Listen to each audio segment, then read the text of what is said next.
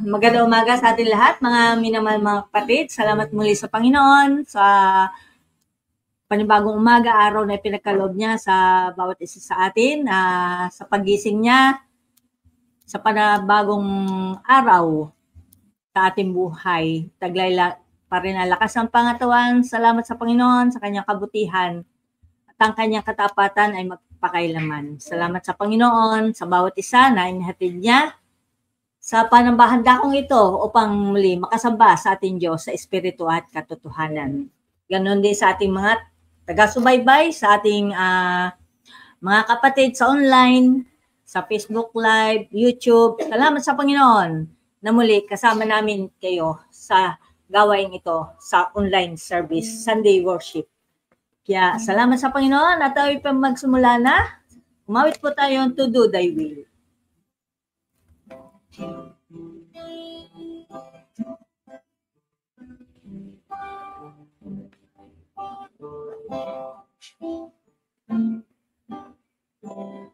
Tayo pong lahat.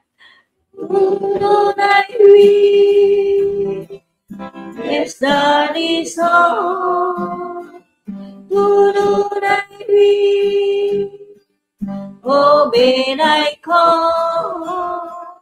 To follow where thou dost lead, to do thy will is all I need. Lest I forget my need, lest I forget the agony,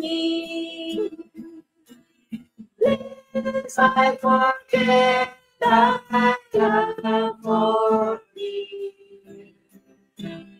Leads me to Calvary, Lord crucified, give me a heart like thine. Teach me to love the dying souls of men and keep my heart and closer touch with thee, and give me love, your Calvary love, which bring the lost to thee. Whisper a prayer in the morning, whisper a prayer at noon. Whisper a prayer in the evening, so keep my heart in you. God answers prayer in the morning. God answers prayer at noon. God answers prayer in the evening, so keep my heart in you. Jesus may come in the morning, Jesus may come at noon. Jesus may come in the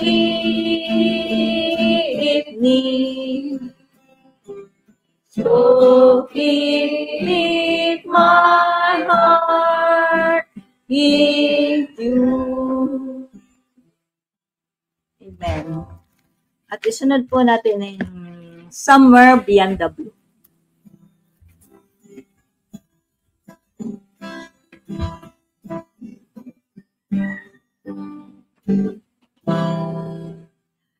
Somewhere beyond the blue, there's a mansion for me. Somewhere beyond the blue, I'm longing to see. I see my Savior's face, and His saving grace.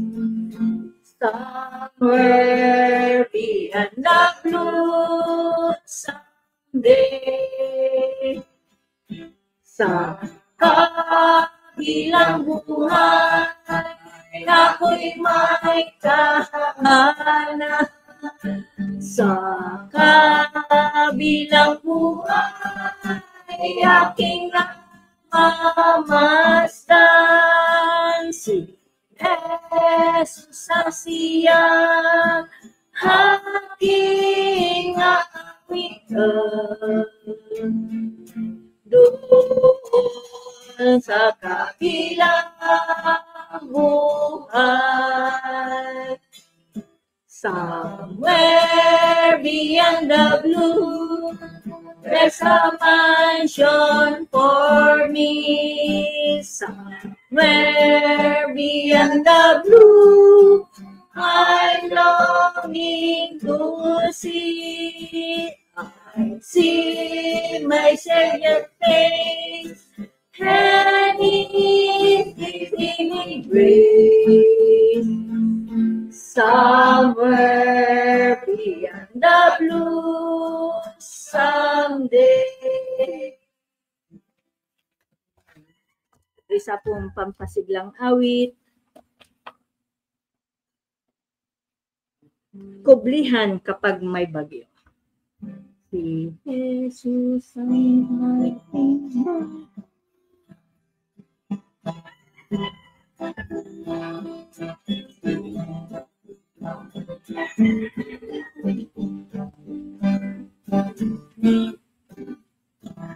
try po ang lahat.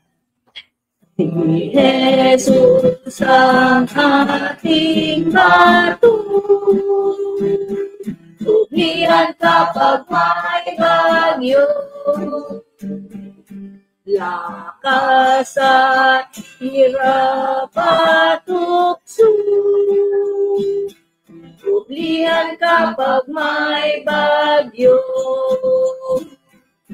Si Jesus ang bato na malalakbay, malalakbay, malalakbay. Si Jesus ang bato na malalakbay, kublihan kapag may bagyo. Maging sa araw at gabi, kublihan kapag may bagyo. Walang sindak sa kaaway, kublihan kapag may bagyo. Si Jesus ang bato na malalakbay, malalakbay, malalakbay. Si Jesus ang bato na malalakbay, kublihan kapag may bagyo. Sa ulan, init at lamig,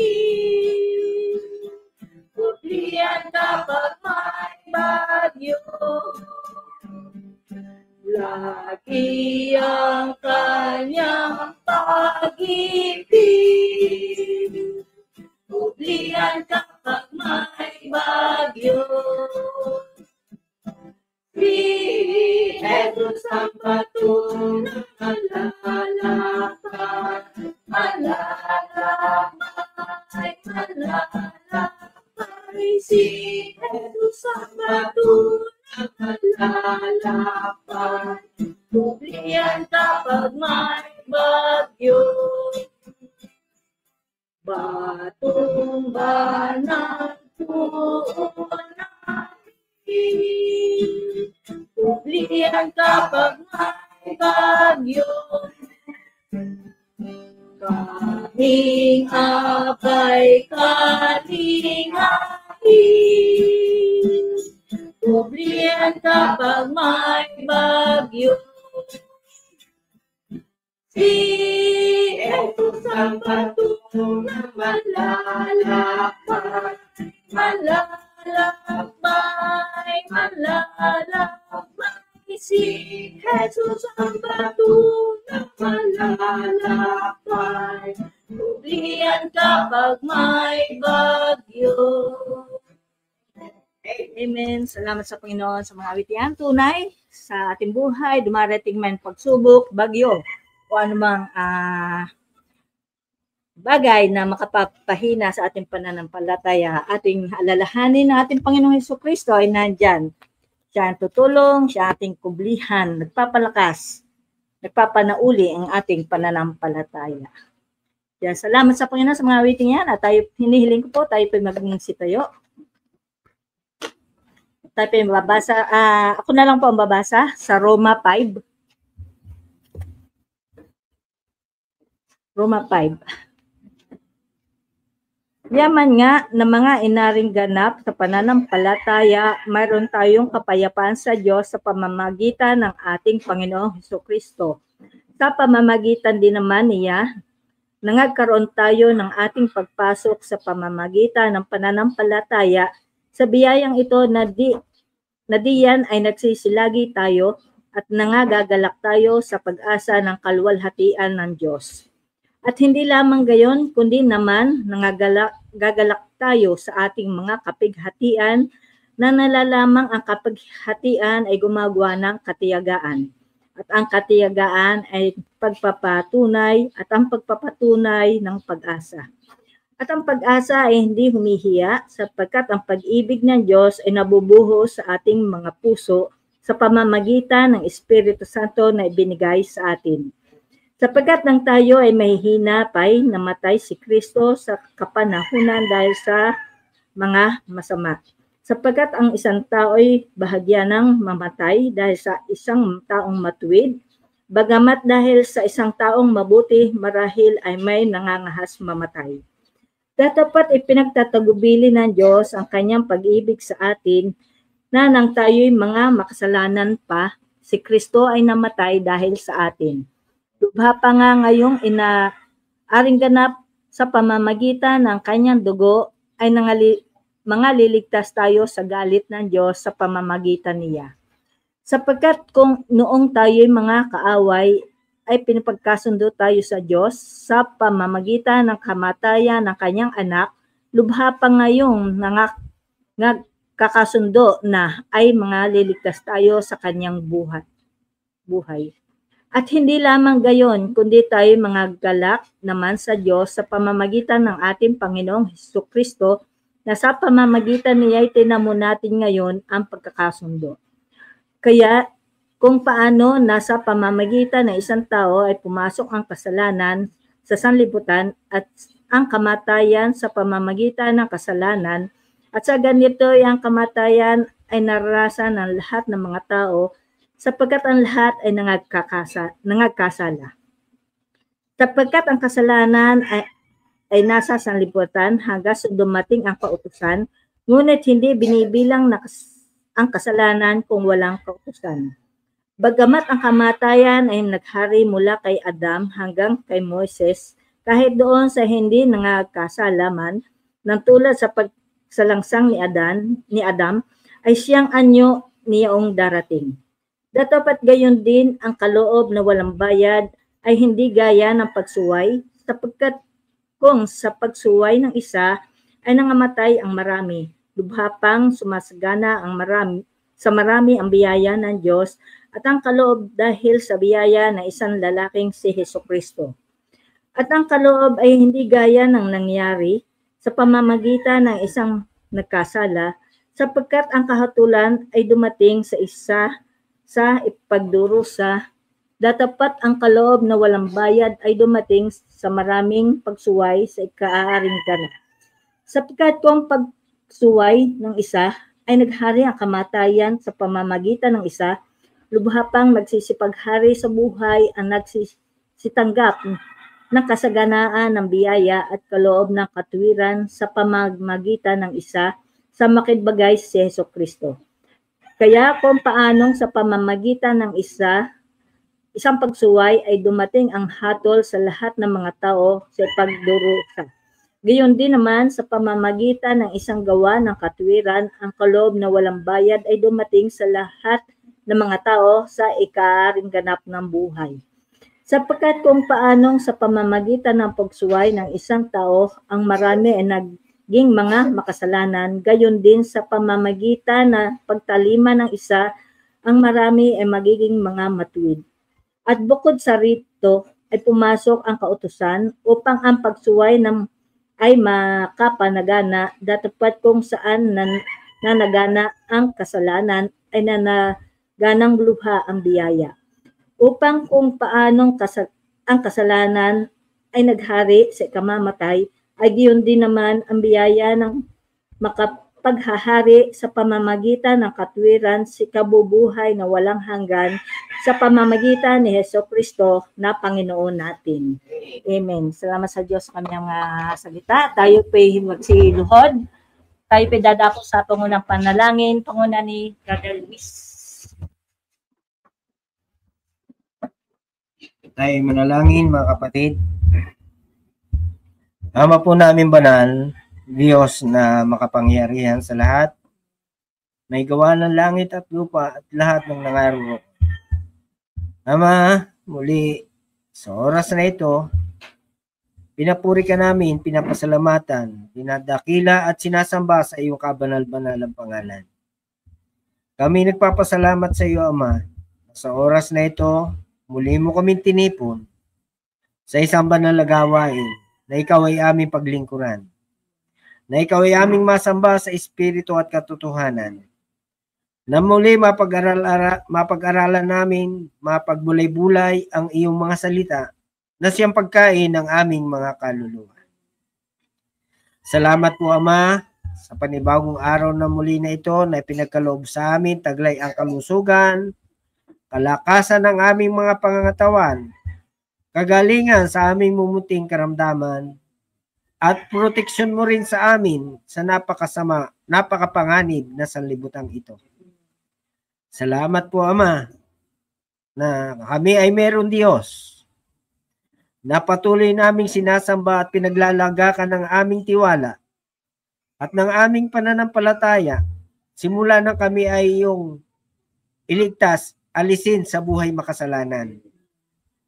Salamat po, Ama, sa iyong mga aral na yan na nahayag sa amin, na patuloy na umaakay sa amin sa pananampalataya upang kami maging matibay sa sanlibutan ito, upang kami, ang aming espiritual na buhay, ay lalo naming mailagak sa iyo. Lalo namin, Amang, pagtibayin ang aming pananampalataya, ang pag-iibigang magkakapatid, ang pagkakaisa sa iyong mga aral, na siya Amang iyong nilalayon, na siyang iyong iniwan sa amin yung pag-iibigan na magkakapatid. Salamat po, Ama, na meron kang banal na iglesia na nahayag ang purong katotohanan, patuloy na naghahayag at nangangaral ng kaligtasan mula sa kasalanan. Salamat po, Ama, na meron kang mga ginagamit ng mga ministro, patuloy na maipangaral ang ebanghelyo upang maranasan din ng mga tao, magkaroon sila ng pag-asa na maalis din sa buhay makasalanan, mabuhay na banal sa panahong kasalukuyan. Salamat po, Ama, na meron kang mga gawain sa iba't ibang dako dito sa aming bansa. Meron ding online para maabutin yung aming mga kapatid sa ibabang lugar. Maging yung mga kapatiran namin na nasa banig ng karamdaman, sila rin ay makakasamba sa iyo sa pamagitan ng online. Salamat po, Ama, na iyong mga salita ay patuloy na ipapahayag upang marami pang mga kaluluwa ang makaunawa sa tunay mong aral, sa tunay mong turo, na kung papaano napakahalaga sa buhay ng tao na bigyan ng pagtuunan ng pansin, pagtuunan ng halaga ang kanila espiritual na buhay. Salamat po, Ama, na patuloy mo kaming inaakay, tinuturuan, at ginagabayan sa paraan ng aming pamumuhay sa panahong kasalukuyan. Salamat po, Ama, sa iyong pagtatagumpay sa aming mga buhay, sa aming mga tunay na tumanggap sa iyo. Patuloy na ikaw ang patuloy naming nadarama sa aming mga puso, na nag-aakay at nagtuturo sa aming mga desisyon, sa aming mga buhay. Salamat po, Ama, na meron kaming Panginoong Hesukristo na pasakit doon sa krus ng Kalbaryo para kami maalis sa buhay makasalanan. Salamat po, Ama, sa iyong pagpapakasakit na yan. Binigyan mo kami ng halimbawa ng buhay na dapat namin lakaran. Kaya, Ama, sa aming pagsambang ito, aming ding dinadalangin ang aming mga mahal sa buhay na hindi namin kasama, hindi namin kapiling. Sa masaya naroroon, nawa ay kabagan mo din sila, nawa ay matagpuan din nila yung mga aral na aming natagpuan. Na maging yung aming mga kapatiran na nasa iba-ibang kongregasyon. Sa araw na ito, sa aming pagsamba, dalangin namin na nawa ang Espiritu Santo ang patuloy na mga siwa mag-lead sa amin, lalo higit sa iyong mga gagamitin na tagapagsalita sa likuran ng pulpito. Palooban mo sila ng kapangyarihan ng iyong banal na Espiritu upang sa pamagitan ng mga abi ay magsasalita sila ng ayon sa iyong kalooban. Aming mga taga-subaybay sa online, aming mga kapatid na kasama namin sa online, nakasubaybay, amin ding dalangin na patuloy nyo kami samahan. Patuloy na kami ay pagpalain ng iyong mga salita sa araw na ito ng aming pagsamba. Naway ikaw lamang ang siya naming maitaas.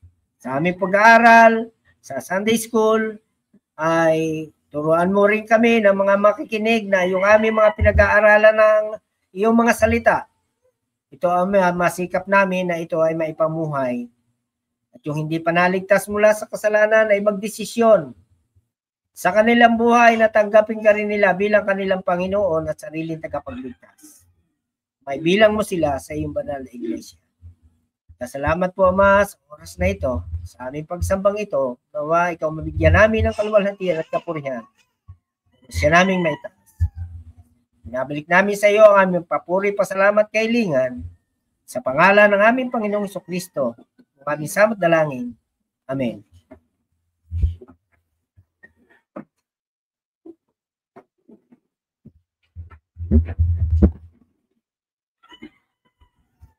Amen. Salamat sa Panginoon. At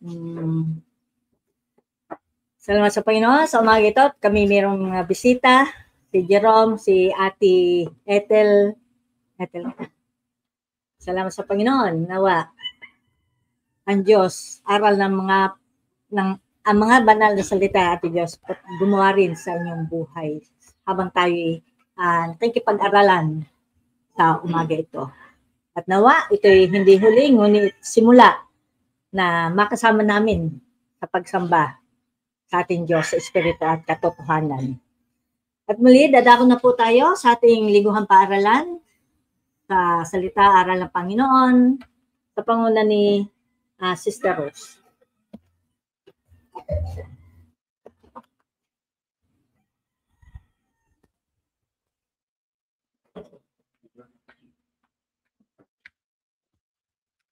Amen. Good morning po sa ating lahat, mga minamahal mga kapatid.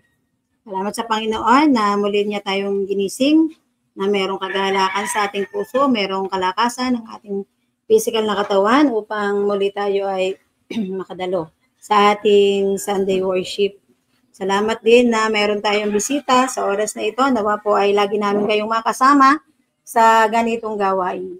At salamat din po at good morning din po sa ating mga kapatid sa online. Nawa po ay makasama namin kayo hanggang sa matapos ang serbisyo sa umagang ito. Ang atin pong pag-aaralan sa umagang ito ay nasa lesson number 2 dito po sa ating bagong journal sa Truth versus Error. Lesson number 2 is the first resurrection, physical. At ang atin pong pagbabatayan ng pag-aaral ay matatagpuan natin sa scriptures, Romans 5:12, Romans 6:23, Ezekiel 18:4, John 5:24 and 25, Ephesians 2:1, 5 and 6, Colossians 2:13, Colossians 3:1, 1 John 3:14, and Romans 6:13. Ang atin pong memory verse ay matatagpuan po natin sa John 5:24 na binasa po natin kanina. Babanasahin ko pong muli.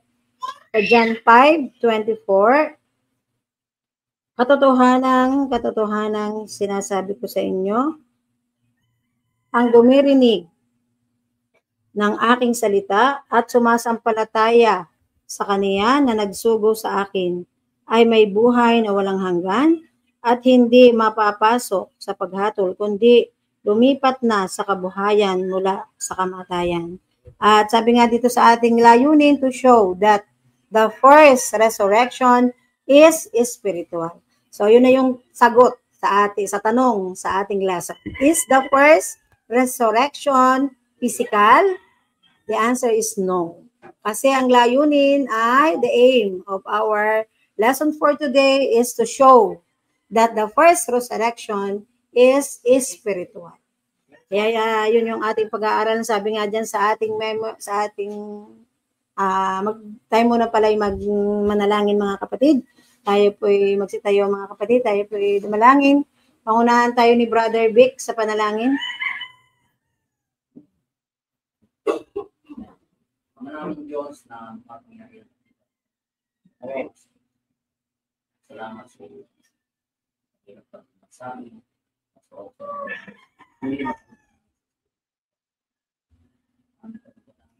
Sa amin.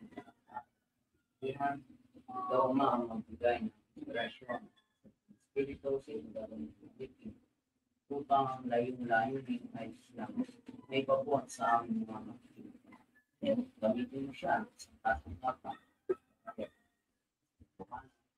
Hindi sa aming mga buhay na ito, mga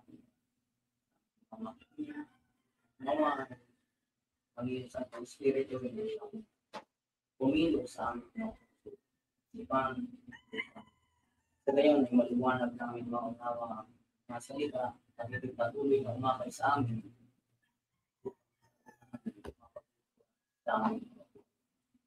Kaya dahil sa ito, ay aming patuloy na pinakat sa pangalan. Amen. At sabi nga dun sa ating memory verse, dun sa binasa ko kanina sa 5:24 na yung katotohanan sinasabi ko sa inyo, ang dumirinig ng aking salita at sumasampalataya sa kaniya na nagsugo sa akin ay may buhay na walang hanggan at hindi mapapasok sa paghatol, kundi lumipat na sa kabuhayan mula sa kamatayan. Yan, yung kasi kapag tumanggap sa ating Panginoon, ang isang tao, naalis na siya, kung siya ay tumanggap ng totoo sa ating Panginoon, lumuhod at nagsisi sa kasalanan, siya ay naligtas sa buhay makasalanan. Meron na siyang kaligtasan at siya ay magkakaroon na ng pagnanasa, pagsampalataya sa ating Diyos na buhay. At magkakaroon ng buhay na walang hanggan. Ang isang tao na naligtas sa kasalanan ay magkakaroon ng buhay na walang hanggan. At sabi pa nga dyan, yung ating layunin na napakaliwanag na upang ipakita na ang unang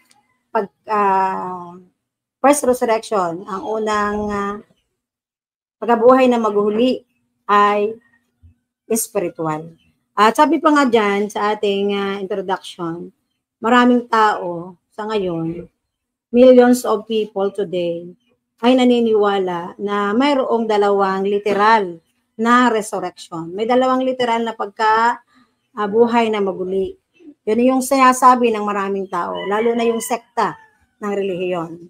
Ang una daw ay yung pag nakita, yung paglabas ng ating Panginoon sa ulap.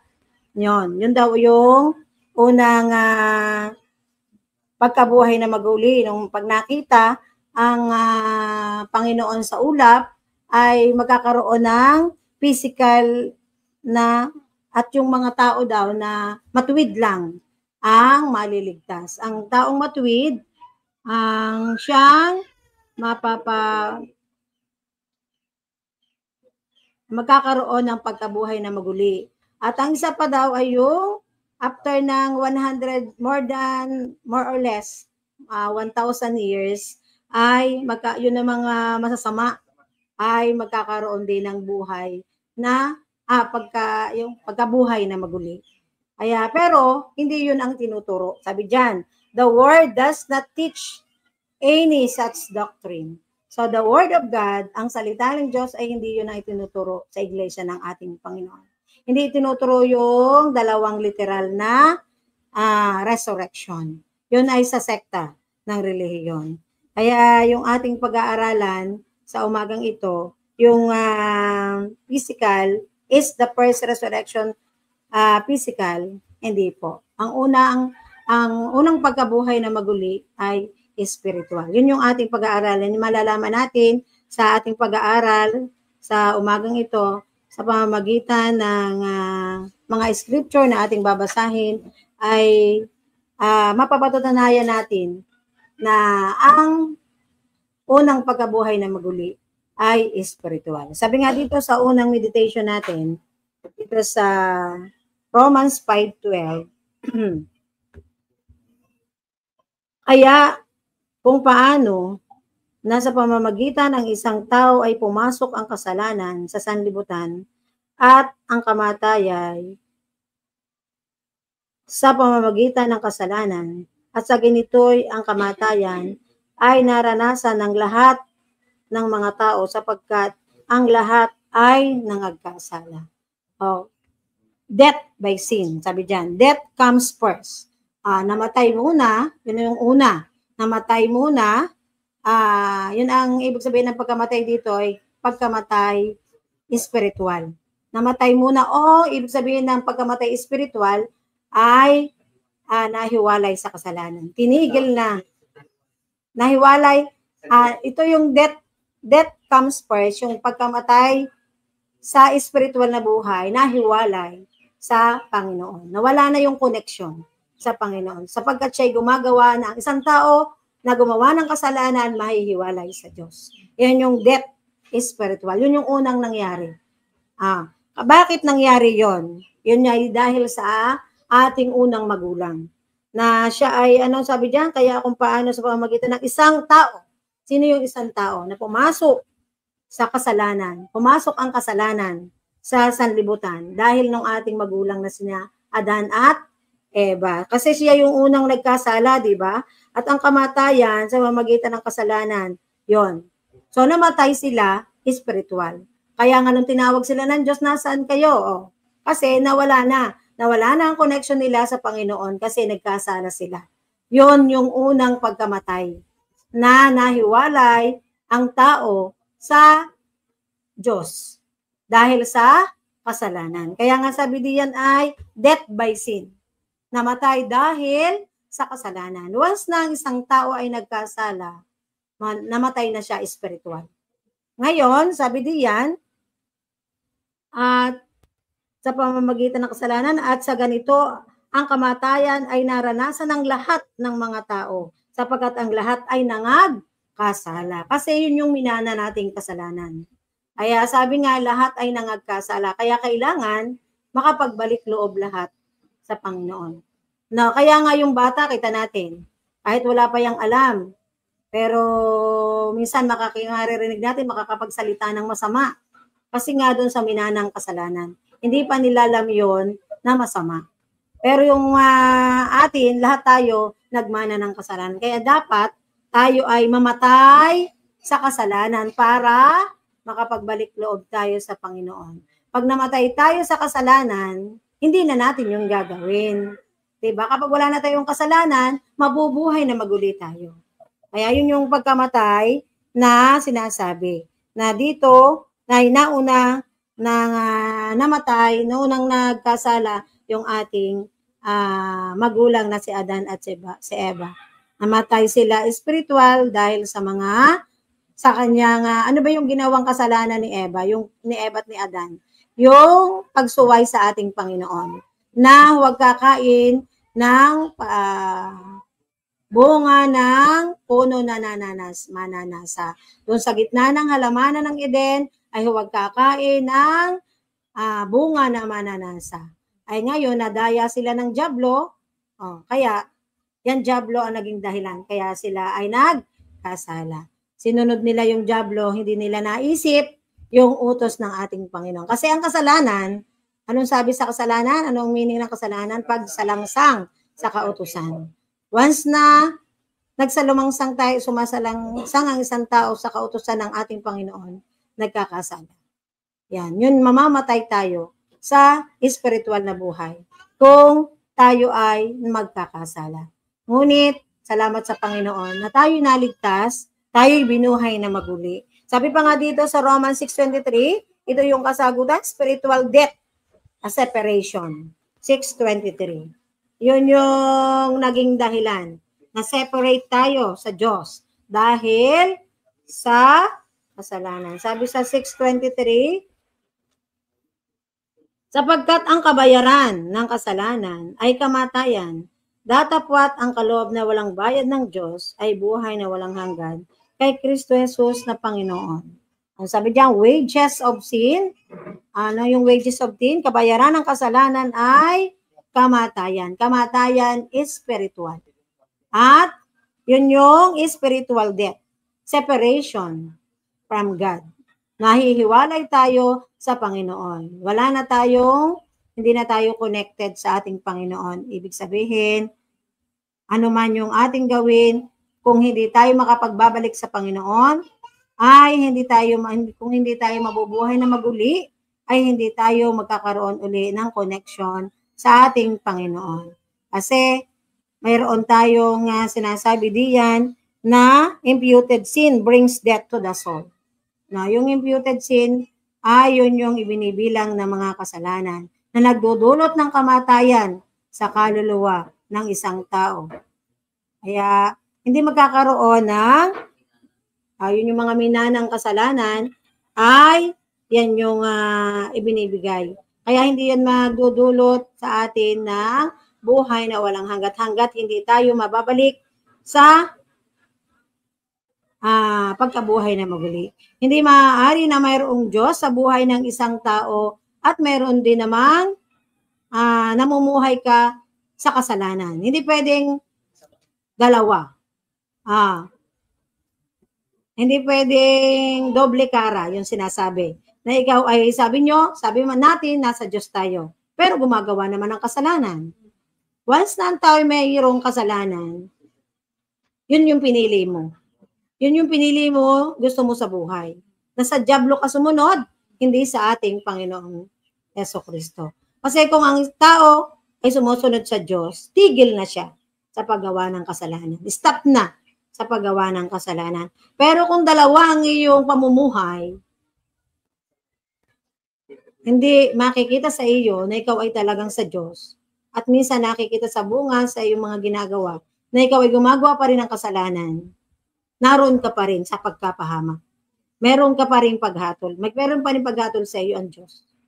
Kaya yun yung ating isipin mga kapatid. Na hindi tayo dual. Hindi tayo dual Christian. Walang dual Christian mga kapatid. Kung tayo sa Diyos tayo. Kung tayo sa dyablo, ay di sa dyablo. Kasi once na, yun ang isipin natin, na once na yung magkasala ang isang tao, alam naman natin ang kasalanan. Sabi nga, pagsuway sa kautusan ng ating Panginoon. Alam naman natin kung kasalanan sa tao. Lalo na tayo, meron na tayong edad, meron na tayong isip, Kahit mga kabataan na kasama natin, mapera lang na below 10 years old, hindi pa nila alam. Pero tayo, lahat ay nakakaalam na ng mabuti at masama, kasalanan at hindi.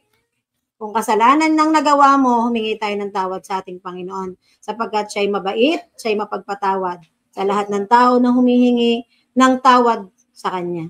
Sincere lang ang ating pagtawag, hiling, pagtawag sa ating Panginoon. Hindi yung surrender all sa Panginoon pero may tira pang 1%. Hindi 100% surrender sa Panginoon. Ang gusto ng ating Panginoon, surrender all. Para tayo ay makapamuhay ayon sa kalooban ng Panginoon. Hindi doble kara tayo. Minsan gumagawa ng mabuti, minsan gumagawa ng kasalanan. Hindi tayo tunay na Kristiyano kapag kaganyan. Ang nais ng Diyos, tayo maging tunay na lingkod niya. Ito yung nananais niya. Kasi ang kabayaran ng kasalanan ay kamatayan. Spiritual. Once na gumawa ng kasalanan, mamamatay na tayo. Spiritual. Wala na tayong koneksyon sa ating Panginoon. Hindi na tayo, wala na yung banal na espiritu na mag-uudyok sa atin. Mamamatay tayo na sa ating kasalanan. At sino may karagdagan, Brother Luis? Kaya yung ating pinag-aaralan ay ito ang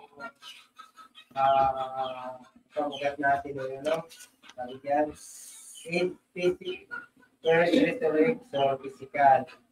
Sa ating layunin, palagay doon, is spiritual. Kaya, namatay ang tao, spiritual, at sabi nga sa ating binasa sa Roma, kung paano pumasok ang kasalanan sa sanlibutan sa pamamagitan ng isang tao, si Adan. At ang lahat ay nagkasala na. Kaya, si Adan, nilikha ng Diyos na banal. Silang dalawa ni Eva. Banal sila. Wala silang kasalanan. At nang sila ay namumuhay sa handi ng Eden, kan matagal na panahon yun, kami na pamumuhay doon, dumating, binig sila ng utos ng Panginoon sa huwag kayong kakain ang bunga ng pagkakilala na mabuti at masama sa 2:16 ng Genesis. At alam nila yun.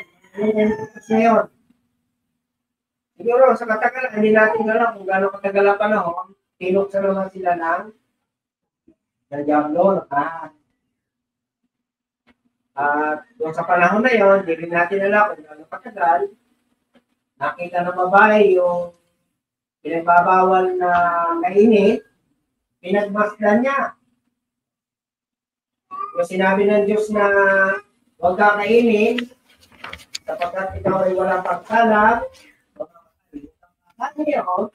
sapagkat sa oras na ikaw ay tumayo, walang pagsalag, mamamatay ka. Sabi niya. Kaya, sa pamagitan ni Eva, ay natukso siya, ginaya, at kumain siya. Pinakain din niya yung kanyang kasama sa dagan. At nakita nila na sila ay mga hubad. Nagkaroon sila ng alisya. Nakita nila yung kanyang sarili na kaya sila. At sila ay natakot sa Diyos. Yun ang separation. Yung kanilang kasalanan na ginawa. Nagkaroon sila ng guilt. No? Nagkaroon sila ng sumbat. Dahil sila ay sumalansang. No? Sumuway sa utos ng Diyos. Kaya ang pagsalansang, yun ang kasalanan. Ang pagsalansang ay paggawa na pagsalansang. Ang kasalanan ay pagsalansang sa kautusan at ang kabayaran ng kasalanan ay kamatayan, sabi sa Roma 6:23. Kaya kahit tingnan niyo yung bata, pagka yan ay may kasalanan, sinabi mo alam nila, may kasalanan siya ito. Kahit hindi nila alam kung ano ang kasalanan. Kaya ang tao, pag yan ay merong kasalanan, sigurado yan may guilt. No? Merong sumbat. sa kanyang puso. Kaya salamat sa Panginoon na kung merong spiritual death, meron din naman spiritual resurrection. Sa pamagitan, sabi doon, ng ating Panginoon. Amen. Salamat sa susod na yan. Tayo po ay magpatuloy dito sa Ezekiel 18:4. Sabi dito, narito, lahat ng kaluluwa ay akin. Kung paano ang kaluluwa ng Ama, gayon din ang kaluluwa ng anak ay akin. Ang kaluluwa na nagkakasala ay mamamatay. Yan, sabi dyan. Ang lahat ng kaluluwa. Di ba? Lahat ng kaluluwa nga ay sa Diyos. Kasi ang Panginoong Diyos ang lumalang sa atin. Ngunit, anong sabi diyan? Ang kaluluwa na nagkakasala ay mamamatay. Kapag namatay, spiritual ang kaluluwa. Yung kaluluwa, yung nakatira sa ating katawan na ito, physical. Yung tunay na tao. Yun yung pinarurusahan. Kapag namatay tayo, di ba? Sabi, ang kaluluwa ay pupunta saan? Sa impyerno o sa langit na kasama ng Panginoon. So, dalawa lang ang pupuntahan ng tao. Ang kaluluwa, pero sabi ng Panginoon, ang kaluluwa, ang lahat ng kaluluwa ay akin. Pati na, gayon din ang kaluluwa ng anak ay akin. Ngunit, ang kaluluwa na nagkasala ay mamamatay. Saan mapapunta ang kaluluwa na nagkasala? Doon sa pagkapahamak. Kaya nga, sabi doon sa unang meditation natin na mahihiwalay ang makasalanan. Mamamatay ang kanyang spiritual na buhay. Ibig sabihin, siya ay mamumuhay sa kasalanan at doon mapupunta ang kanyang kaluluwa sa dagat-dagatang apoy. Nakasama ang kanilang pinuno. Ang diablo na, yun ang gusto ng diablo. Kaya sabi nga, ang kaluluwa na nabuhay na maguli, kasi lahat nga tayo nagkasala, ang lahat ng kaluluwa na nabuhay na maguli ay pupunta sa langit kasama ng ating Panginoon. Mabubuhay muli, spiritual. At yung kaluluwa na yon ang magkakaroon ng buhay na walang hanggan. Itong ating physical, mamamatay, maaagnas, mabalik sa alabok. Pero yung kaluluwa natin, mananatili ang buhay, walang kamatayan ang ating kaluluwa. Mabubuhay siya habang hanggang hangganan ng buhay. Walang hanggang buhay. Eternal. Kaya eternal life.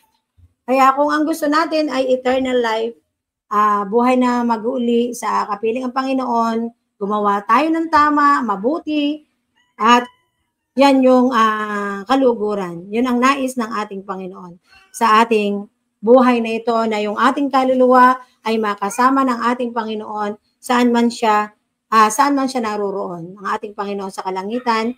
Kaya yung mga kapatid natin na namayapa, nakita natin yung buhay, alam natin na yung kaluluwa niya ay kapiling na ng ating Panginoon. Kaya lagi kong naalaala yung ating kapatid na namayapa na kanina, ay naalala ko siya sa panalangin. Lagi ko siyang natatawag sa panalangin, pero subalit namimiss ko siya. Kaya namimiss natin yung kanyang presensya. At alam naman natin na yung buhay niya, ang kanyang pamumuhay ay ayon sa kalooban ng Panginoon. Kaya alam natin na ang kanyang kaluluwa ay kapiling na ng ating Panginoon. Malungkot man tayo na wala siya sa ating piling, pero masaya tayo na alam natin na siya ay kapiling. Ang kanyang kaluluwa ay kapiling ng ating Panginoon Jesucristo. At dito pa sa ating sunod na meditation, kung walang karagdagan, tumunod tayo doon sa John, walang katanungan, sa John 5:24 and 25.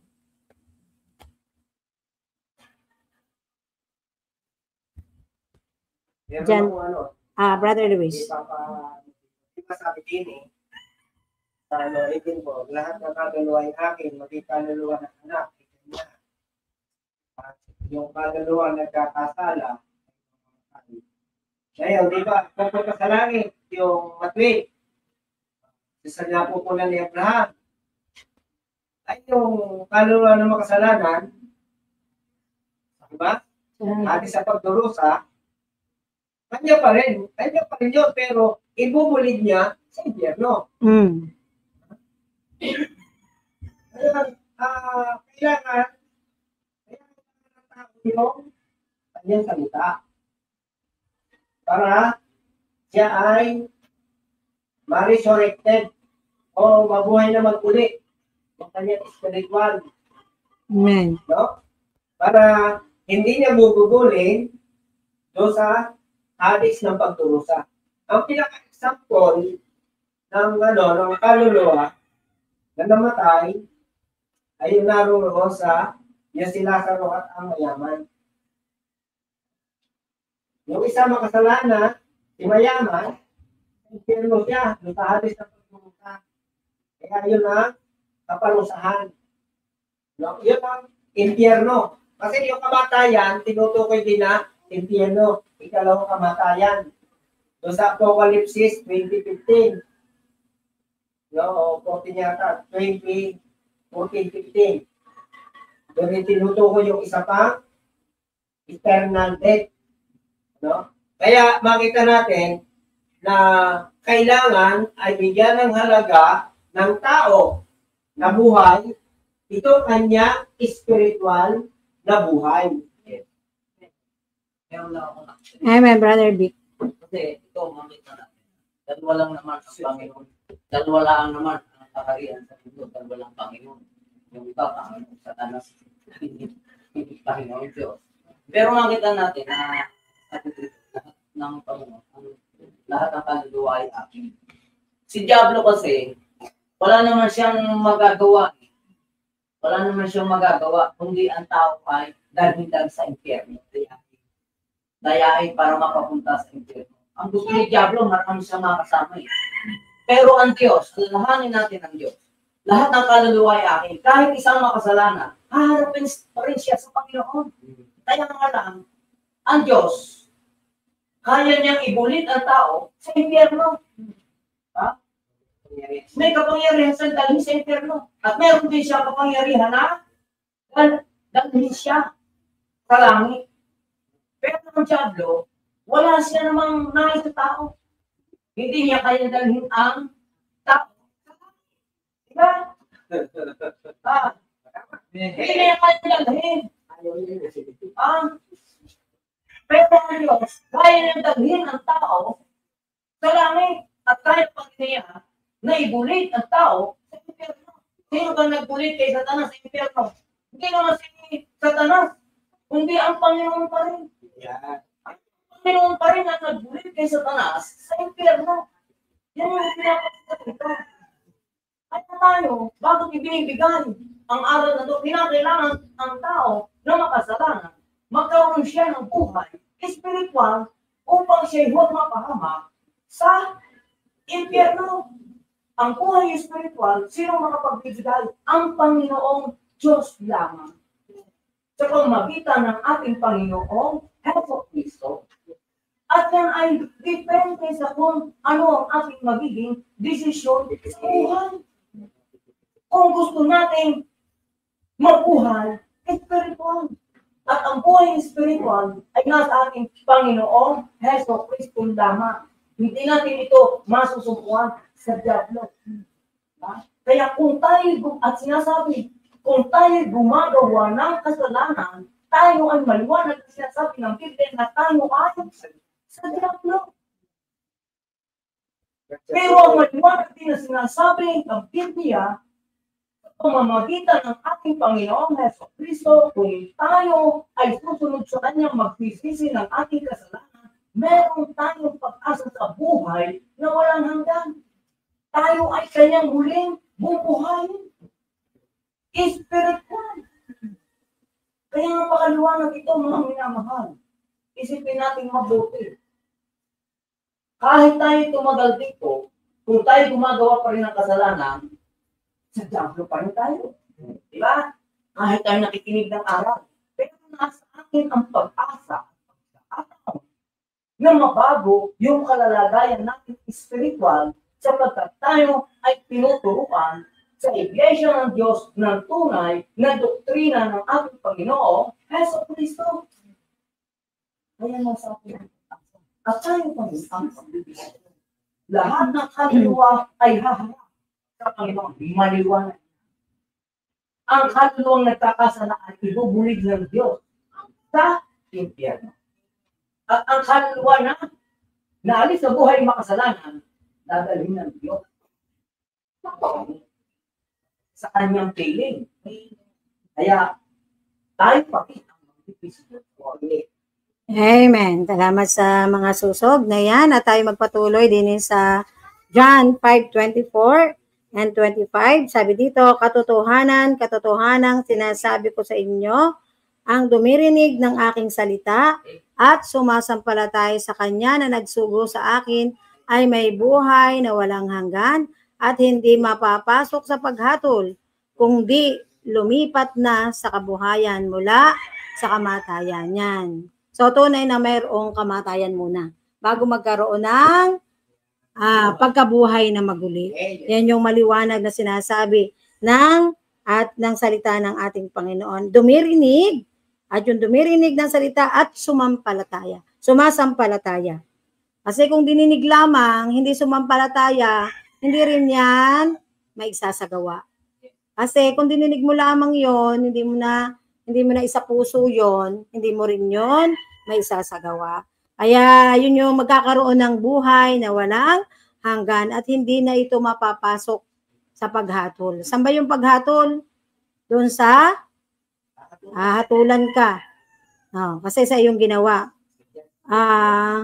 Lilipat na, kundi lumipat na sa kabuhayang mula sa kamatayan. Ibig sabihin, kung ikaw ay namatay spiritual, mabubuhay ka muli.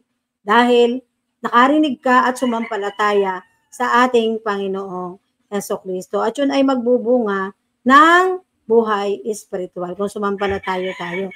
Ngayon, sabi dito may good news. Sabi diyan, ano yung good news? The gospel. Ang gospel yung salita ng ating Panginoon. Ano yung good news? Katotohanan sinasabi ko sa inyo, dumarating ang panahon at ngayon nga na maririnig ng mga patay ang tinig ng anak ng Diyos at ang mga karinig ay mga bubuhay. Yun yung good news, yung makakarinig at yun yung ngayon yung panahon. Ngayon na yung panahon na yung pag nakarinig ay mabubuhay muli, spiritual. Sabi ko nga kanina, makakarinig at sumampalataya ay magkakaroon ng buhay na walang hanggan. At yun ay magkakaroon ng buhay spiritual, mabubuhay spiritual. At sabi nga diyan, ano ba yung nabubuhay spiritual? Mayroong ugnayan. Sabi ko kanina, mayroong ugnayan, muling pag-ugnayan sa ating Panginoon. Meron na kayong connection sa Panginoon kapag nabuhay na maguli ang isang tao. At naging tunay na tumanggap sa ating Panginoon. Tunay naging Kristiyano, naalis na yung kasalanan sa kanyang buhay, pinatay na niya ang kanyang sarili sa paggawa ng kasalanan. Ang good news, yung mabuting balita na ating naririnig ay siyang maglilinis sa ating buhay, makasalanan, at mamumuhay tayo. Magkakaroon tayo ng bagong buhay na yun ay walang iba kundi yung buhay na kapiling ang ating Panginoong Jesucristo na siyang nagbibigay ng katagumpayan sa ating buhay espiritual at mamumuhay at magiging matagumpay sa ating buhay. Kung tayo ay patuloy na susunod sa ating Panginoon, sa kanyang mga mabubuting gawa, susunod tayo sa kanya upang magkaroon tayo ng buhay na kapiling ng ating Panginoon. Buhay na walang hanggan, kapiling ang ating Panginoon, Jesucristo. Kaya nga, mapalad ang mga Kristiyano na tumanggap sa ating Panginoon. Sapagkat kung tunay tayong tumanggap, hindi na tayo mabubulid sa paghatol, sa dagat-dagatang apoy. Hindi na tayo makakapiling ng masasama. Bagkus, makakapiling natin yung mabubuti, kapiling ang ating Panginoon. So, Kristo. Brother Luis. Sabi doon, dumarating ang panahon at ayun nga na maririnig ng mga patay ang tinig ng anak ng Diyos at ang mga nakarinig ay mga bubuhay. Kaya yung pakikinig, kaya sabi doon, ang paniniwala ng gagaling sa pakikinig at ang pakikinig ay sa salita ni Kristo.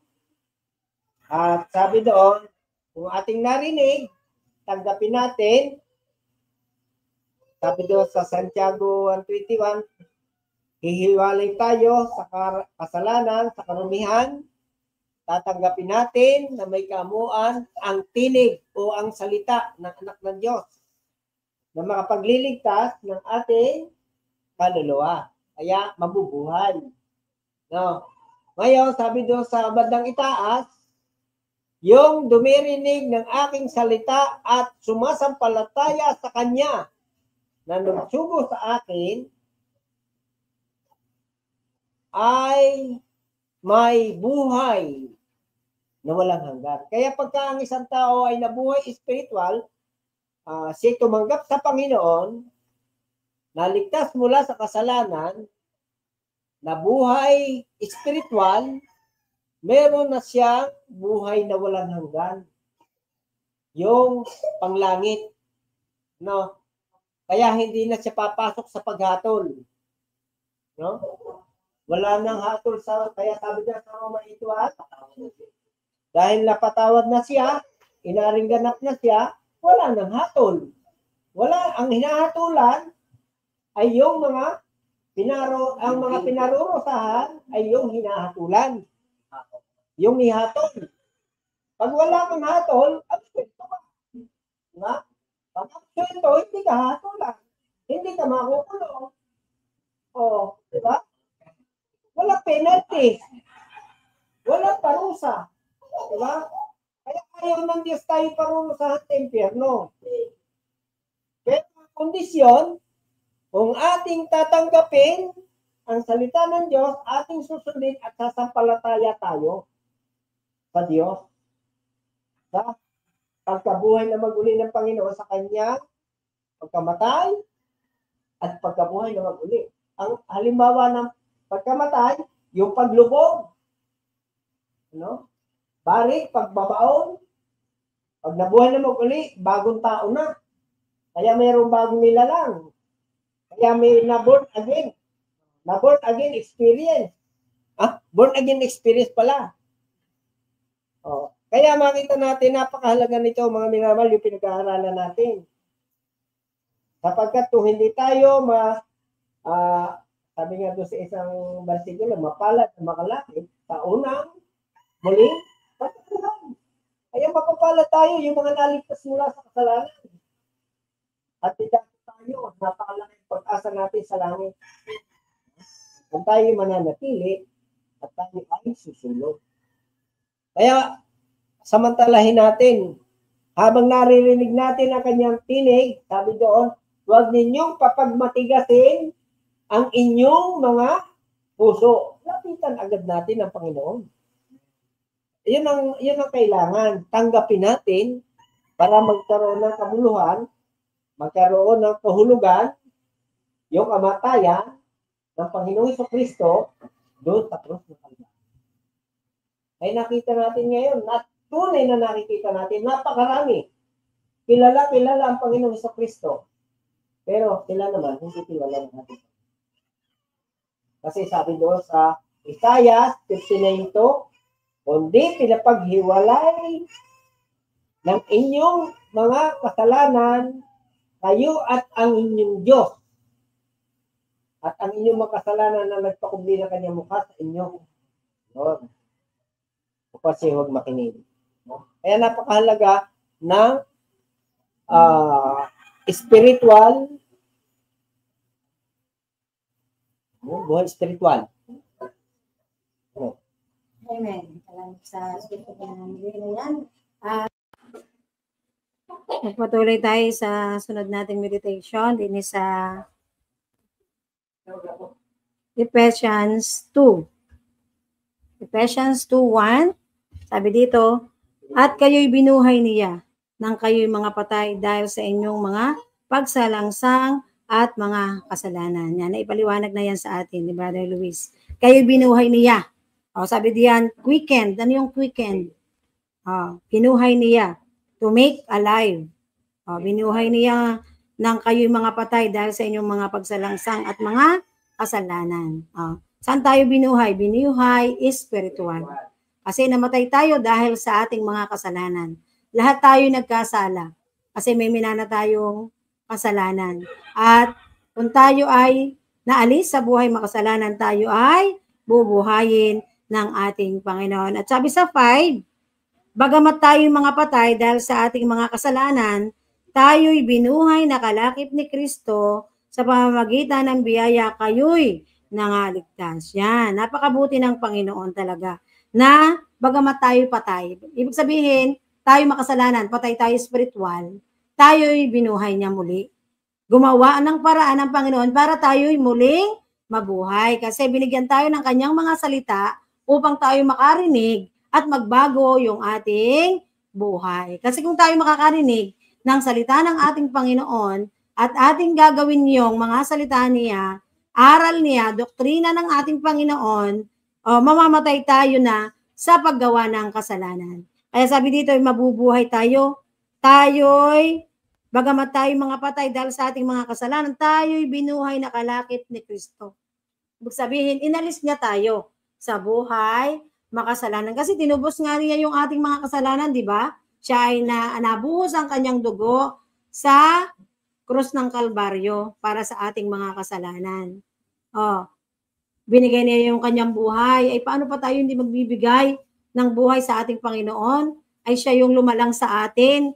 Ang gusto ng ating Panginoon, paglingkuran natin siya, sambahin natin siya sa espiritu at katotohanan.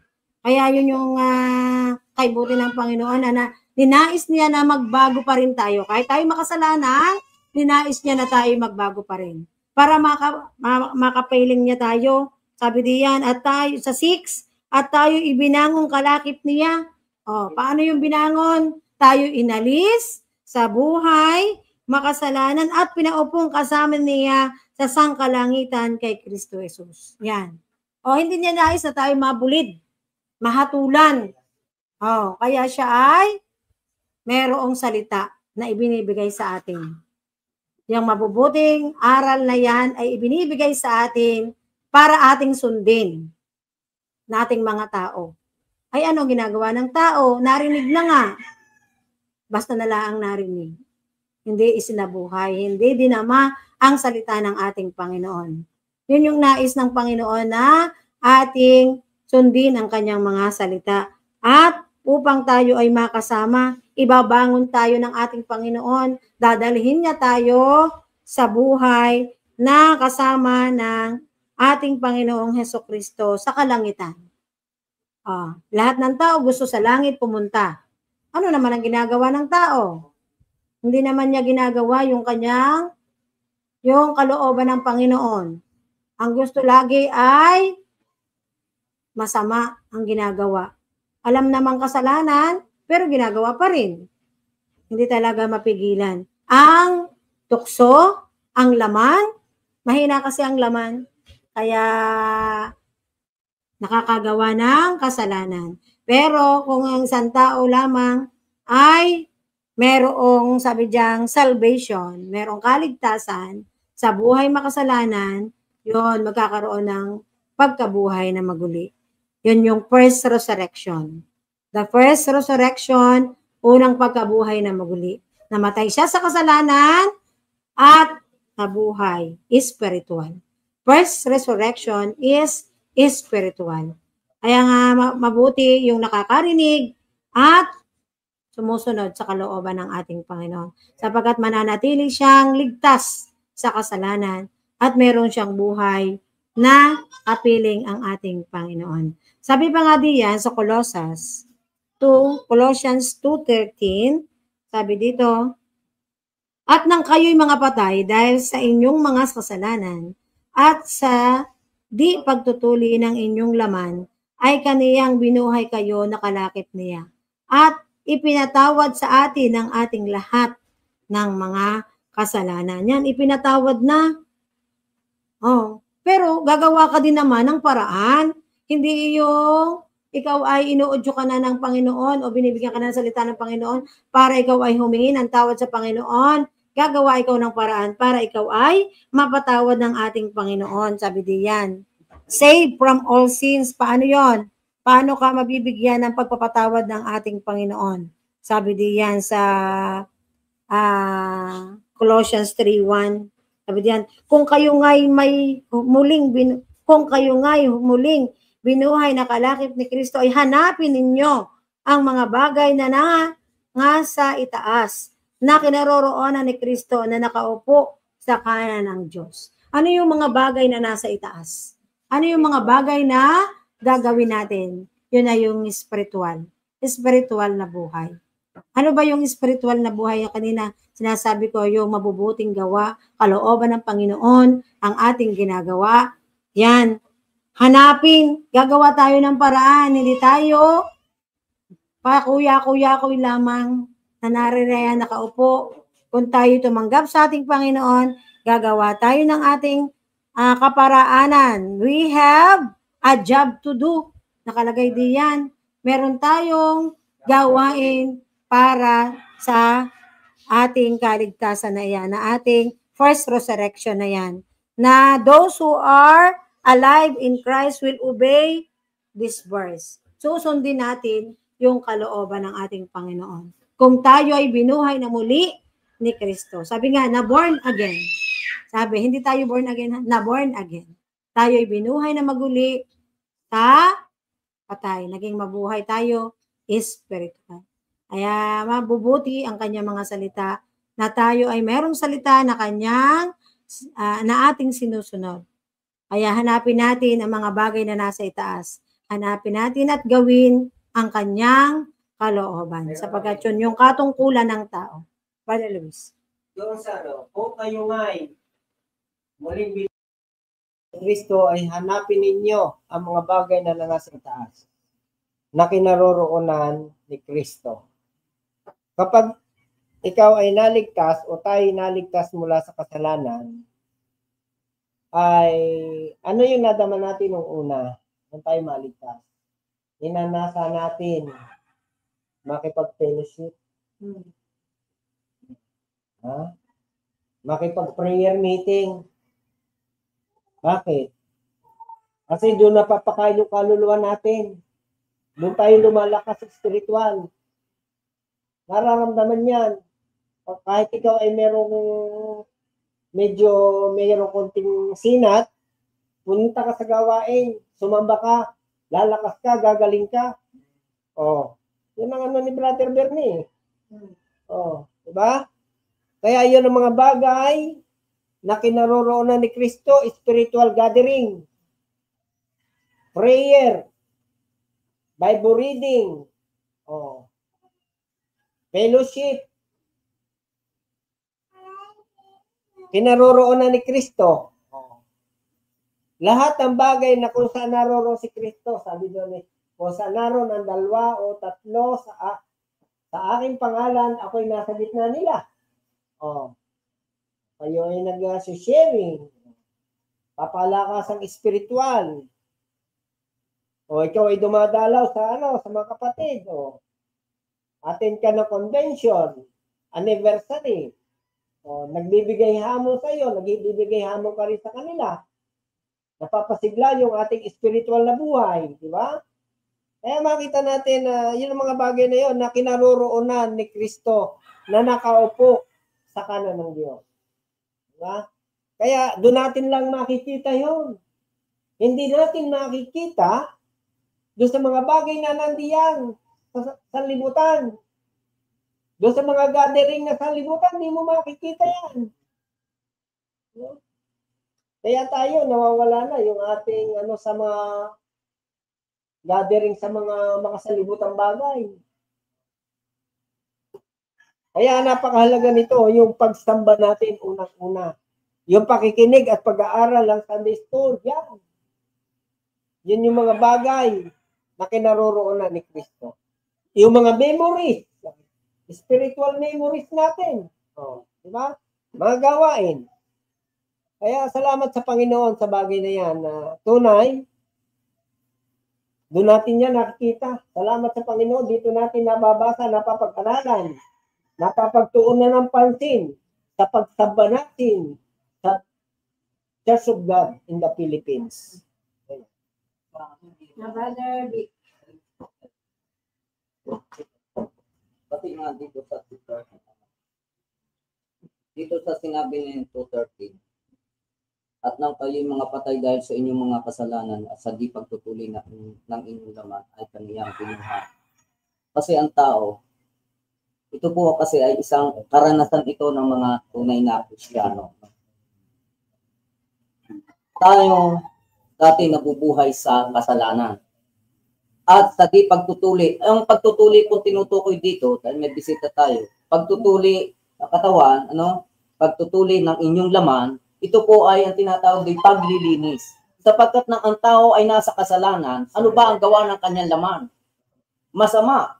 Nakita natin dito, ang gawa ng tao na hindi tuli sa katawan, hindi nalilinis, hindi pa gumagawa pa ng kasalanan, roon siya sa bisyo, lahat ng bisyo nasa sa kanya, ultimong yung pagmumura at yung pinakasimpleng bagay, pagsisinungaling, nasa sa kanya yan. Karumihan ang laman yan. Lahat ng masasamang gawa, nasa sa kanya yan. Kaya yun ang maliwanag na kayo'y mga patay. At yan ay dahil tayo'y patay. At dahil sa mga kasalanan, subalit sa di pagtutuli ng inyong laman na kayo ay binuhay na kalakip ni Kristo. At kayo pinatawad, at ito'y ipinatawad sa atin ang ating lahat ng mga kasalanan, si Kristo. Nung tayo ay magsisi, tanggapin si Kristo bilang Panginoon at sariling tagapagligtas, pinagsisihan, naging maliwanag sa atin na yung ating mga ginagawa lahat yan ay kasalanan sa harapan ng Panginoon, tayo'y nagkaroon ng kalumbayang nagmumula sa Diyos. Talagang tayo ay, Panginoon, ayaw ko na nito. Tayo ay nagsisi. Yan po yung karanasan.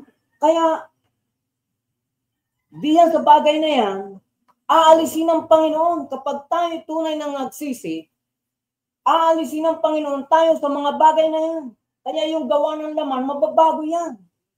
Hindi na siya sa paggawa ng kasalanan. Yung dating nagmumura, hindi na siya nagmumura. Dating nagsisinungaling, hindi na siya nagsisinungaling. Dating manglalasing, hindi na siya magiging manglalasing. Dating nagmagsusugal, hindi na siya magsusugal. Dating mandaraya, hindi na siya mandaraya. Parehas na. Ganyan po ang magiging buhay. No? Yung mga gawa ng laman, kasalanan ng laman, nilinis ng Panginoon. Kaya nagkakaroon ng pagtutuli sa laman. Ang simbolo po ng pagtutuli ay paglilinis. Kaya kailangan maging maliwanag yun. Akala natin ang pagtutuli lang, yung circumcision, ay sa mga lalaki lang.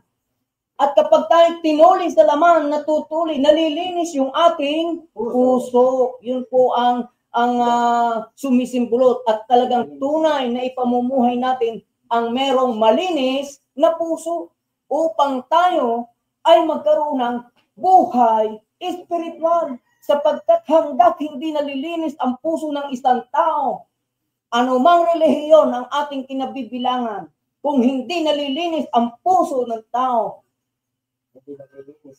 hindi malilinis ang kanyang gawa, sapagkat sa kasaganaan ng puso, nagsasalita ang bibig. Yan ang maliwanag na sinasabi ng Ebanghelyo. Kaya napakapalad natin na ngayon ay nag-aaral tayo. Amen. At ito naman ay karanasan. Hindi po namin makikilala ang Panginoon kung hindi rin kami nakarinig ng Ebanghelyo. Kung hindi kami nag-aral. Kaya yung bisita natin, hindi aksidente ito. Iniibig tayo ng Diyos, kaya tayo naririto. Amen. Nasa atin po yung pagkakataon at pag-asa. Lalo sa panahon ngayon, pasama ng pasama ang mundo. Pero may pag-asa tayo na tayo ay malinis ng Panginoon upang yung ating mga gawa ay katanggap-tanggap sa Kanya. At doon, sa susunod na versikulo, ano sabi doon? Kung kayo'y muling binuhay na kalakip ni Kristo, ay hahanapin natin yung mga bagay sa itaas which is spiritual. Ayaw ko na pumunta sa mga gawain nung hindi pa ako naliligtas Kasi ang pasimula ng ang pagtanggap sa Panginoon pasimula ng karunungan. May mabuting pagkaunawa sa nangagsisibig sa Kanya. Kasi dito pa lang, magsisimula tayo, maibig natin ang gawa ng Panginoon. Yung sinasabi dito, mga bagay na spiritual, na siyang kinaroroonan ni Kristo, na siyang pagkain ng ating kaluluwa upang tayo mabuhay na banal sa panahong kasalukuyan ng sanlibutan ito. Amen. Kaya yun po ang layunin ng muling pagkabuhay. Mula sa kasalanan, aalisin tayo ng Diyos at ilalagay tayo doon sa buhay na matuwid. Kaya yung tunay na born again, mararanasan sa iglesia ng ating Panginoon. Kung tayo ay susunod. The true born again experience ng mga Kristiyano. Yun po mga minamahal. Hindi po ang pagiging born again na sinasabi niyo, yung buhay espiritual ay makikita sa pagpapahayag lang kung hindi ito ay sa pamagitan ng karanasan ng tunay na pagsisisi at pagtanggap sa ating Panginoong Kristo. Pagsisisi, pagtalikod sa kasalanan. Napakaliwanag po at napakadaling unawain ng itinuturo ng Panginoon. Tayo lamang po ang magdidesisyon kung tatanggapin natin at handa nating isuko ang ating sarili sa Panginoon upang tayo magkaroon ng buhay espiritual. Amen. Salamat sa Panginoon. At tayo po yung magpatuloy din sa 1 John 3:14. Sabi dito ay nalalaman nating tayo'y nangalipat na sa buhay mula sa kamatayan sapagkat tayo'y nagsisiibig sa mga kapatid. Ang hindi umiibig ay nananahan sa kamatayan. Yan. Yun yung sinasabi na nangalipat na. Kung tayo ay nangalipat na, naalis na tayo sa buhay na makasalanan, namatay tayo sa paggawa ng kasalanan, meron na tayong pag-ibig sa kapatid. Kung nararamdaman natin yon, nung tayo tumanggap sa ating Panginoon, na naramdaman natin na umiibig na tayo sa ating mga kapatid, yan, ikaw ay tunay na naligtas at tunay na naging Kristiyano. Ang hindi umiibig ay nananahan sa kamatayan. Kasi kung hindi ka pa umiibig, sabi mo, tumanggap ka sa Panginoon, hindi mo naramdaman na iniibig mo ang iyong kapatid, hindi ka pa rin totally tumanggap sa ating Panginoon. Hindi ka pa rin totally namatay sa kasalanan. Kasi once na, ang isa kasing, ano ba yung may pag-ibig sa kapatid? Nararamdaman natin yan. Yung pag-ibig sa kapatid, hindi mo gagawa ng masama ang iyong kapatid. Diba? Hindi mo pag-iisipan ng masama ang iyong kapatid. Hindi mo gagawa ng masama ang sino man. Sino ba yung ating mga kapatid, yung ating mga kapwa? Yan yung ating mga kapatid. Nauunawa mo yung ating kapatid kasi meron kang pag-ibig sa kanya.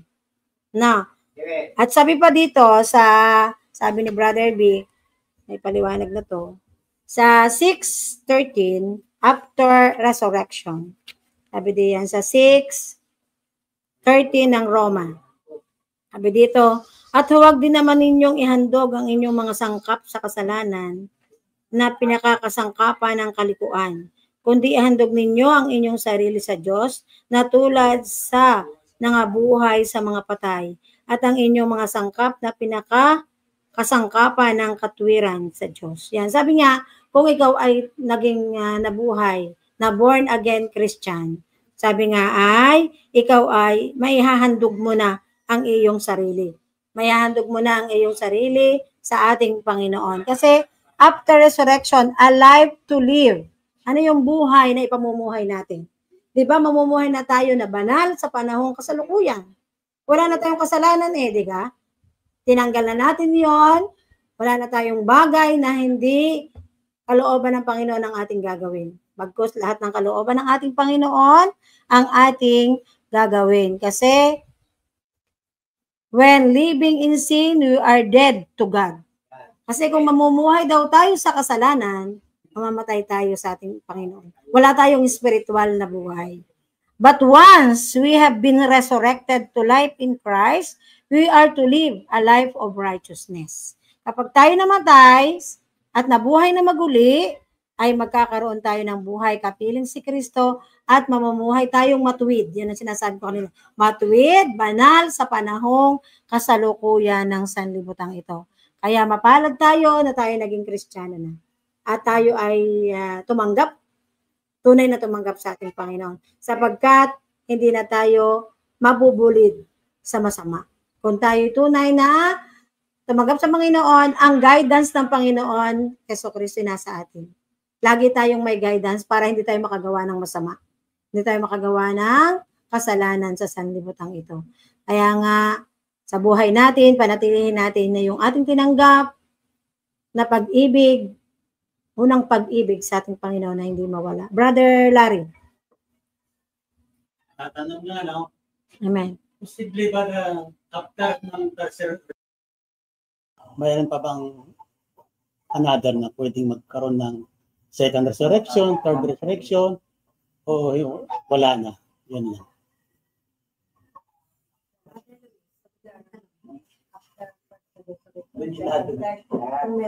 Ang gusto niyong tanongin, kung limitado ba?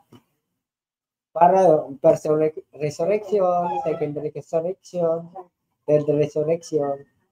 Kasi di pa ulit-ulit. Pagka ikaw ipalit-ulit na naman nagkakasala, kailangan paulit-ulit kang hihingi ng tawad.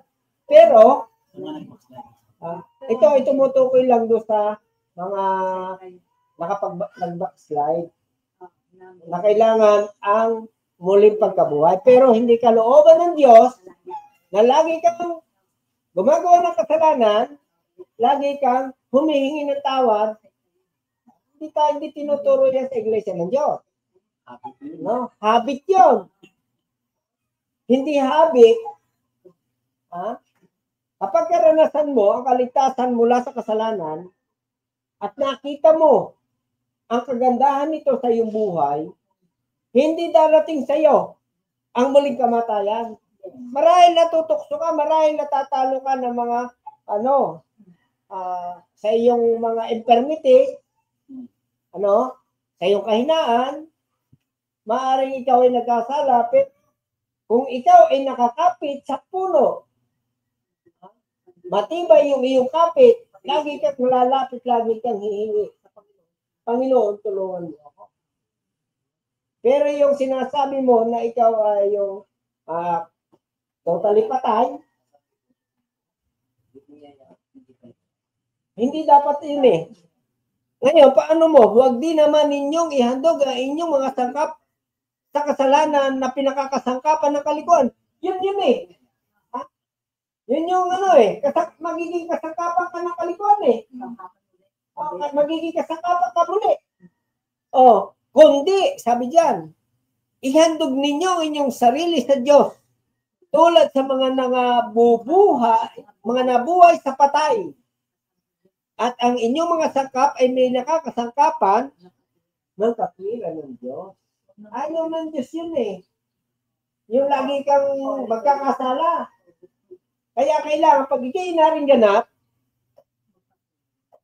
yung ating yung tema sa forthwith, agad. Kung ikaw ay humingi ng tawad, na ituro sa iyo yung kailangan lumulubusan na yung sarili sa Panginoon, forthwith, kailangan isuko mo agad, ihandog mo para naunawaan mo eh. Panampalatayanan mo ngayon yan. Kaya may pananampalataya, apakahalagang pananampalataya na pinatawad ka at naramdaman mo, pinatawad ka, narinig mo yung aral lulubos sa paghandog ng sarili. Sabi doon, forthwith, agad-agad, para matibay ka. Para hindi dadating yung kamatayang spiritual ulit. Pero posible. Posible, pero hindi ka looban ng Diyos yun. Ayaw niya. Ay, paano kung sumabog ang bulkan, kung lumindol at ikinabagsak ka ng building? Hindi ka nakapagsisi agad. At forthwith, patay agad. Di ba? Kailangan ay talagang tayo.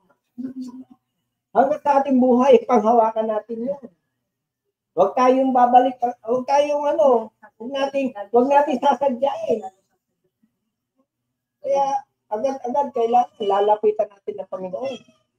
Agad-agad kailangan naramdaman mo ikaw ay hinihipon ng Panginoon at may conviction ka. Gusto mong hinihipon ka ng Panginoon na ikaw ay lumuhod sa harapan. Agad-agad. Lumapit ka. Wag nyo kaya sabi doon wag nyo papagmatagyasin ang inyong puso.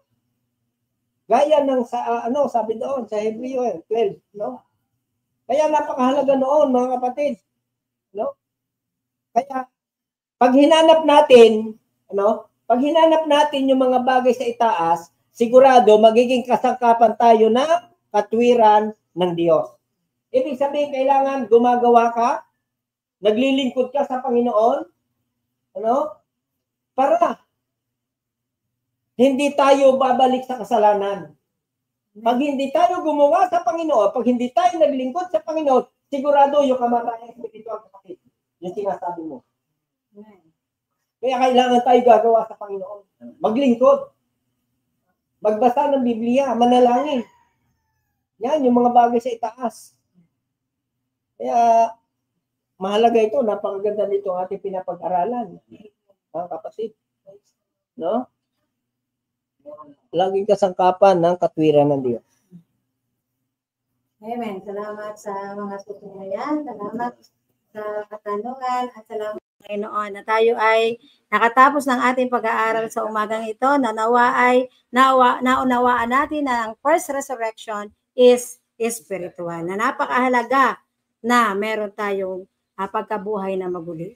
Kaya salamat sa Panginoon na nawa tayo minapulot na aral sa umagang ito na ito'y ating may sa puso, may pamuhay ayon sa kalooban ng ating Panginoon. Tayo po'y magsitayo mga kapatid, tayo manalangin. Paunahan tayo ni Brother Larry sa panalangin. Ama naming Diyos, banal makapangyarihan sa lahat. Muli Ama, maraming salamat Ama at sa umagang ito ay kami nakapag-aral na yung mga salita. Maraming salamat Ama sa karagdagang kaalaman na aming nalalaman na kami ay mayroong mahalagang bahagi sa nagawain sa iglesia. Ito yung pag-aaral namin umagang ito ay maging hamon at maging magpatatag pa sa aming mga pananampalataya. Maraming salamat Ama sa iyong ginamit sa umagang ito. At ang lahat ng ito Ama, yung dalangin siya na may mataas na papuri at salamat. Pangalan ng Panginoong Hesus. Amen.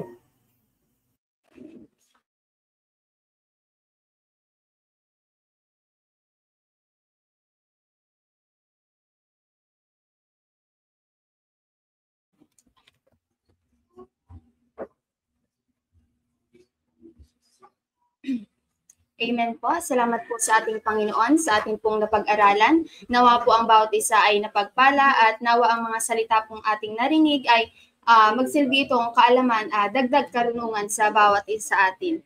At sa ating pong pagpapatuloy, tayo po'y umawit. Awitin po natin ang page 38, dalhin sila kay Jesus.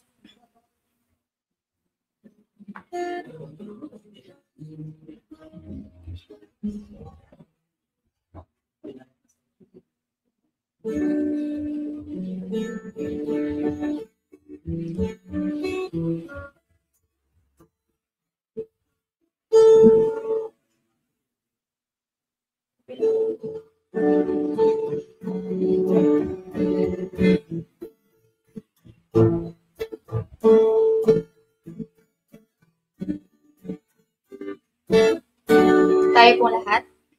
Hindi ay naririnig sa malayo't maligaling, lupa niyang nawawag ni tinatawag na lumapit. Dalhin mo na sila upang mga ligtas at sala. Dalhin mo na sila kay Jesus ligaw na tupa. Sinong hahayo tutulong kay Jesus mabuting pastor?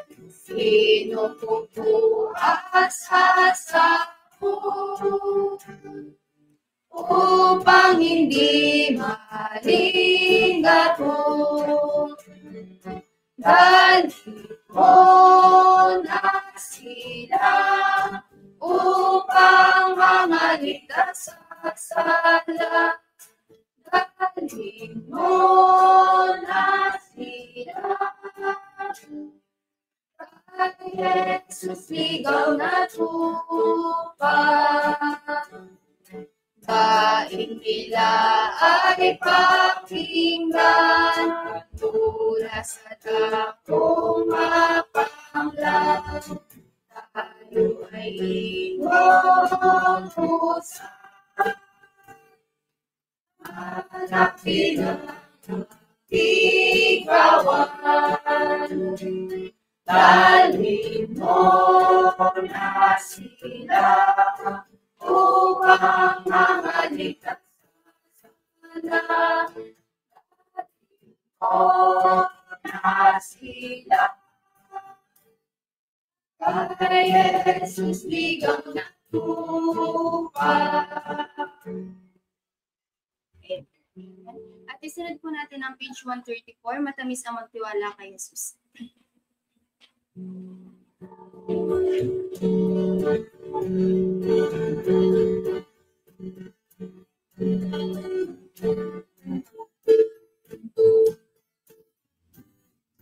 Tayo po lahat.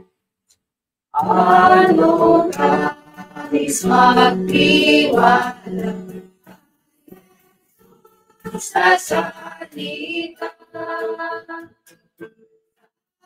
ang ako'y makahinga at sa Diyos manahinga.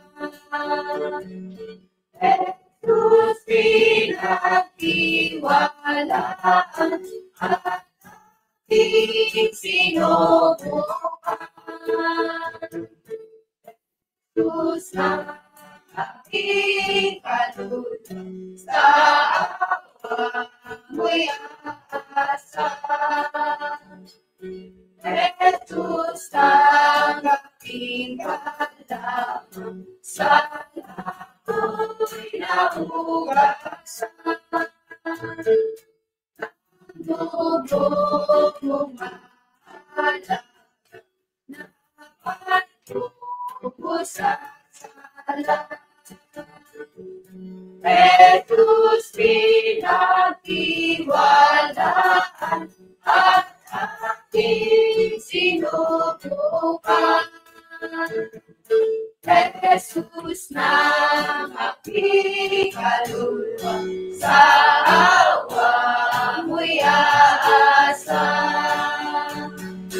Dahil kay Jesus iiwan ang sarili at sala,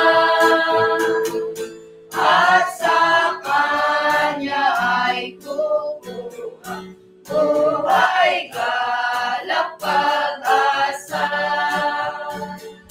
Jesus pinagtiwalaan at aking sinubukan. Jesus ng aking kaluluwa, sa awa mo'y aasa. Tunay akong natutuwa, natutong magtiwala sa aking tagapagligtas, ngayon at hanggang wakas. Jesus pinagtiwalaan at aking sinubukan. Jesus ng aking kaluluwa, sa awa mo'y aasa. Amen. Amen. Maraming salamat po sa mga awiting yan. At tayo po idalako na sa nagdaos ng kaarawan mula po nung Lunes hanggang sa araw na ito. At salamat po sa ating Panginoon na meron pong nagdaos ng kaarawan dito po sa aming lugar, si Brother Luis po.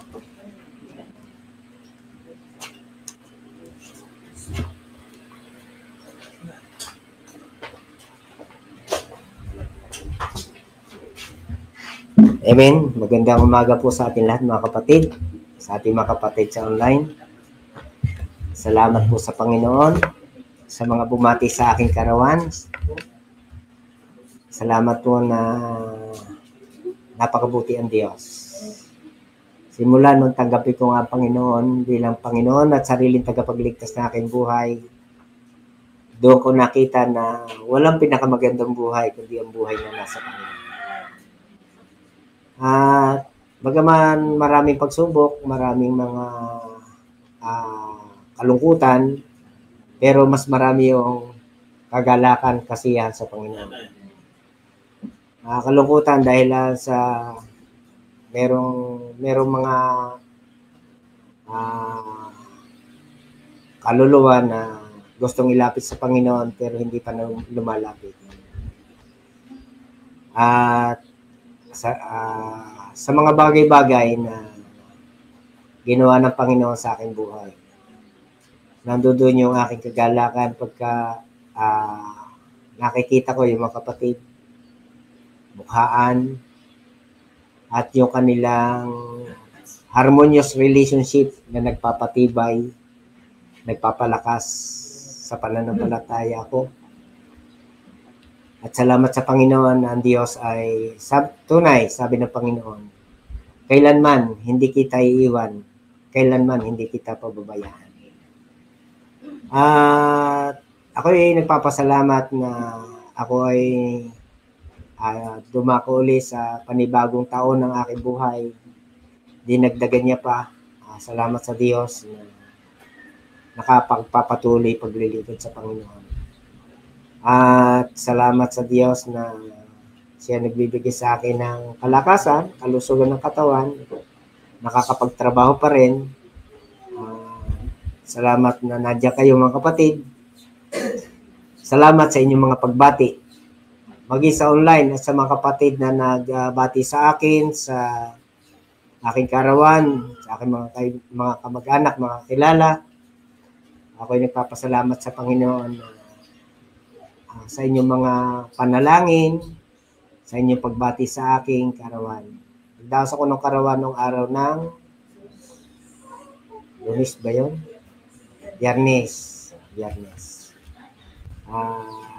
Ang kahilingan ko sa Panginoon ay bigyan niya rin pa ako ng malakas na katawan at mahaba pang buhay para patuloy ko may paglingkod sa Panginoon para sa inyong mga kapatid na kasama ko sa paglilingkod sa Panginoon. Naway magamit niya na malinis na kasangkapan sa kanya banal na iglesia para yung mga tupang nawawaglit ay madala sa Panginoon. At salamat sa Panginoon sa kanyang mga salita, sa kanyang mga aral. At salamat na meron siyang ginamit sa akin.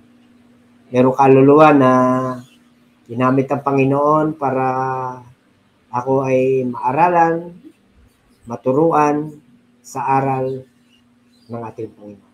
Kaya pinupuri ko ang Diyos, pinasasalamatan siya na yung nalalabi kong mga araw, hindi ko alam kung ilang pantaon, ay may paglingkod ko sa Panginoon. At yun na nasa ko na sa ganang akin, sa aking sambahayan, makakasama ko sila maglilingkod sa Panginoon. Pinupuri ko ang Diyos, pinasasalamatan sa aking buhay na ito sapagkat nakilala ko siya bilang aking Panginoon at sariling tagapagligtas ng aking buhay. At tayo po lahat ay tumayo at tayo po ay atin po siyang awitan.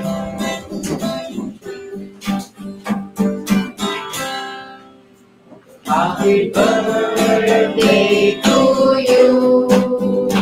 Happy birthday to you. Happy birthday, God bless you.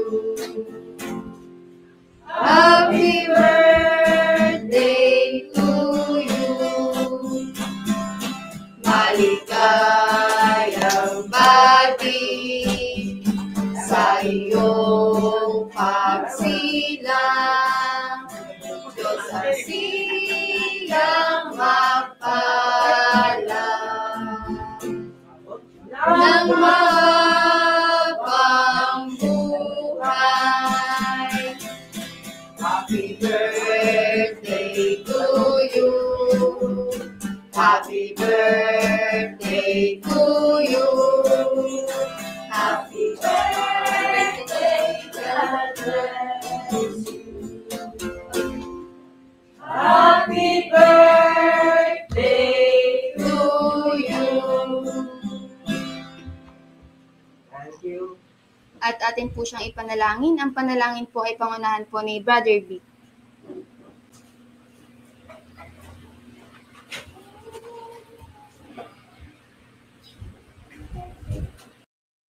Aming Diyos na makapangyarihan pakita.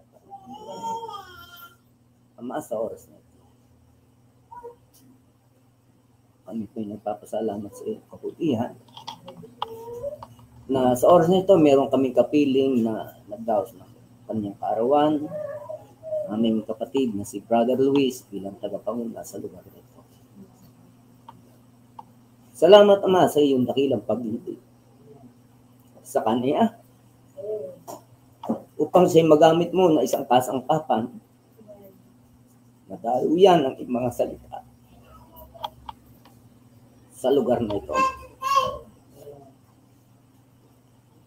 Sapagkat dahilan sa kanya, nahayag ang iyong ebanghelyo sa lugar na ito.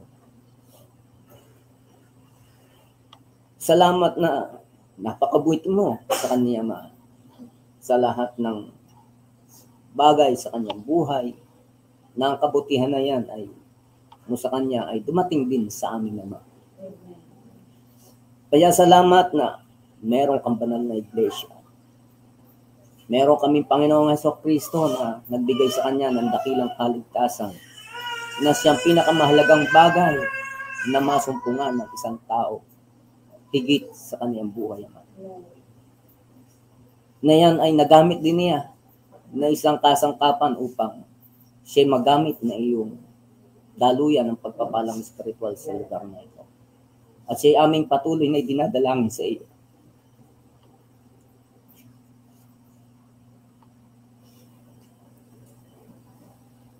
Patuloy mo siyang pagpalain. Patuloy mo siyang gamitin na tagapangalaga ng iyong kawan sa lugar. Ikaw ang magbigay sa kanya ng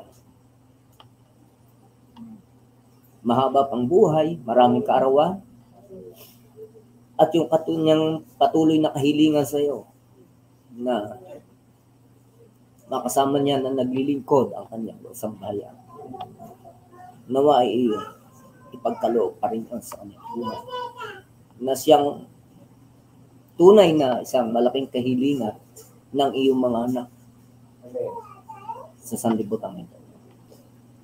Sapagkat yun ang iyong dakilang layon sa kanyang buhay at sa lahat ng aming mga kapatid na nagdaos ng kanilang mga kaarawan. Salamat na siya iyong patuloy na iniingatan sa paglakad sa sanlibutan ito. Nagbibigay ka ng lahat ng kanyang pangangailangan, lalo tigit Ama, yung pangangailangan spiritual. Salamat sa iyong dakilang pag-ibig na iniibig mo sa kanya upang siya maging kasangkapan ng iyong mga salita sa lugar na ito, sa lahat ng mga kanyang nakakahalubilo. At patuloy namin siyang ipinata sa iyo, Ama. Ipinagtatagubilin, ingatan mo siya sa lahat ng kanyang lakad, maging sa kalusugan ng kanyang physical na katawan, gayon din sa lahat ng nasa ng kanyang puso, Ama. Maging sa aming mga kapatid sa iba't ibang lugar, Ama, mula Luzon, Visayas, Mindanao, na nagdaos din ng kaarawan ng sa buong isang linggo, Ama. Maging doon sa online, Ama, kung may nagdaos man ng kanilang kaarawan, Ama, patuloy mo rin silang pagpalait. Sa kanilang mga buhay, sila'y patuloy mong magamit na isang malinis na kasangkapan sa pangasiwa o sa pagpahayag ng iyong ebanghelyo na siyang iyong dakilang layunin sa lahat ng iyong mga anak. Kaya, Ama, salamat na napakabuti mo sa kanya, napakabuti mo sa kanila, at gayon din ang kabutihan niya ay patuloy nilang maibahagi sa kanilang mga mahal sa buhay sa lahat ng mga tao na kanilang nakasalubong. Kaya sa iyo namin sila ipinagkakatiwala ang kanilang mga buhay na ito na patuloy silang pagpalain sa kanilang paglakad sa sanlibutan ito. Sa pangalan ng aming Panginoong Hesus, ito po ang isang namin. At tayo po ay dadako na sa ikalawang bahagi ng ating gawain at ang mamuna po sa oras na ito ay si Brother Lawrence.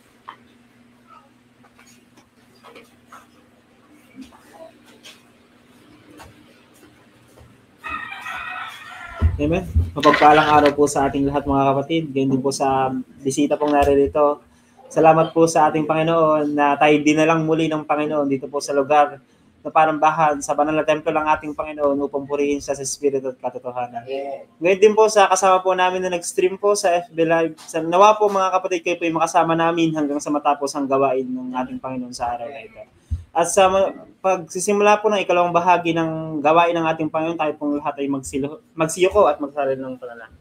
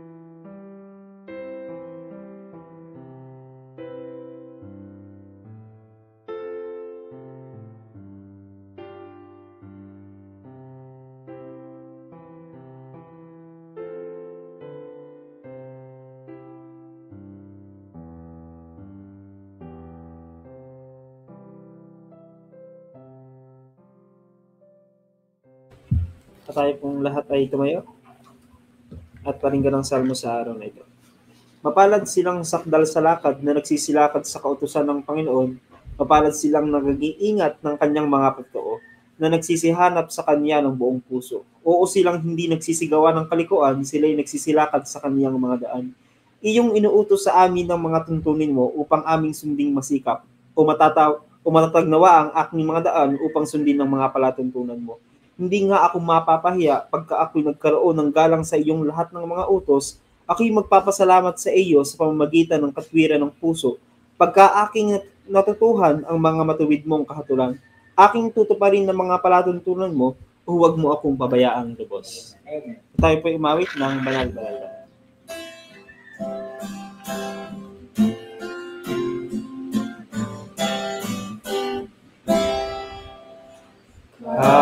Kabanal-banal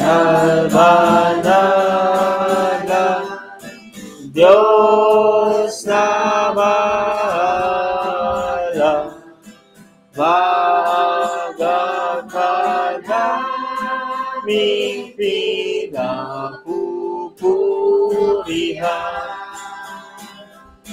patis ng pag-ibig at ng kaawaan. Tatlong persona,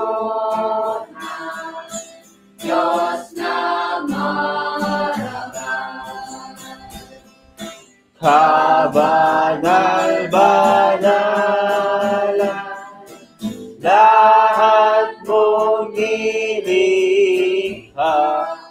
sa kataasan mo'y nagpapakutbaga.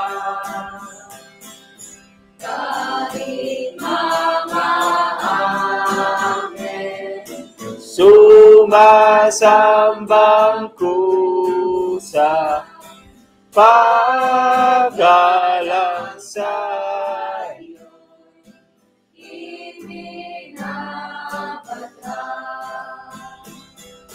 kabanal-banalan, kahit ang karinlan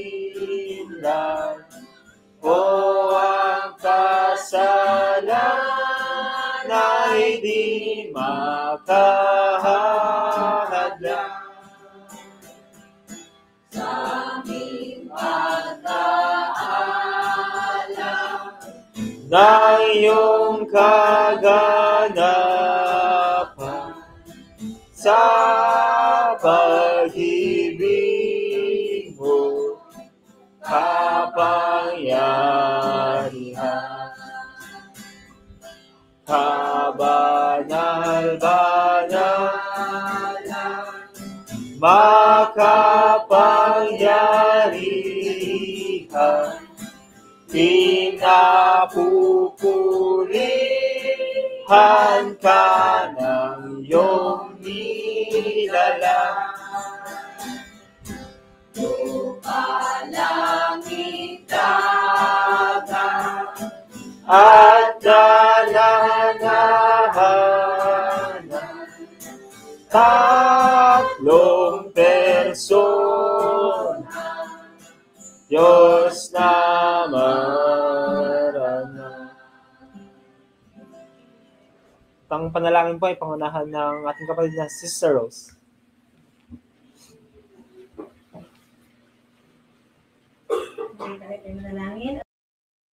Banal na makapangyarihan sa lahat.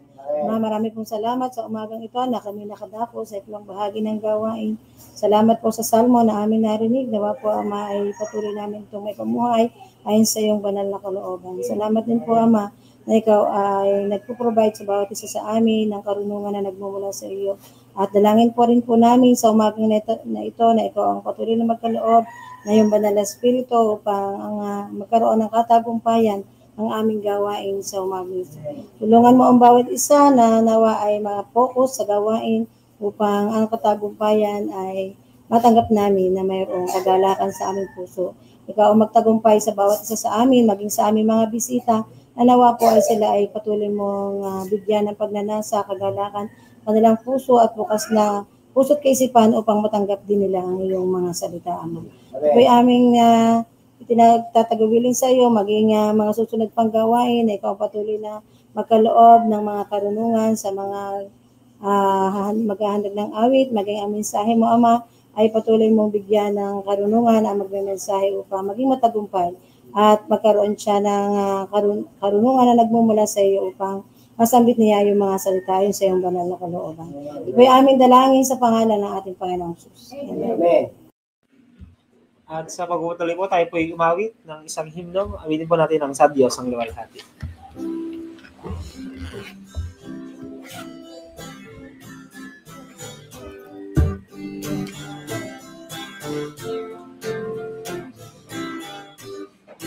Tayo pong lahat. Sa Diyos ang luwalhati, gawa'y dakila, mundo'y minahaladak niya'y binigay. Alay niyang tubos sa sala, sa lahat na buksan pinto ng buhay.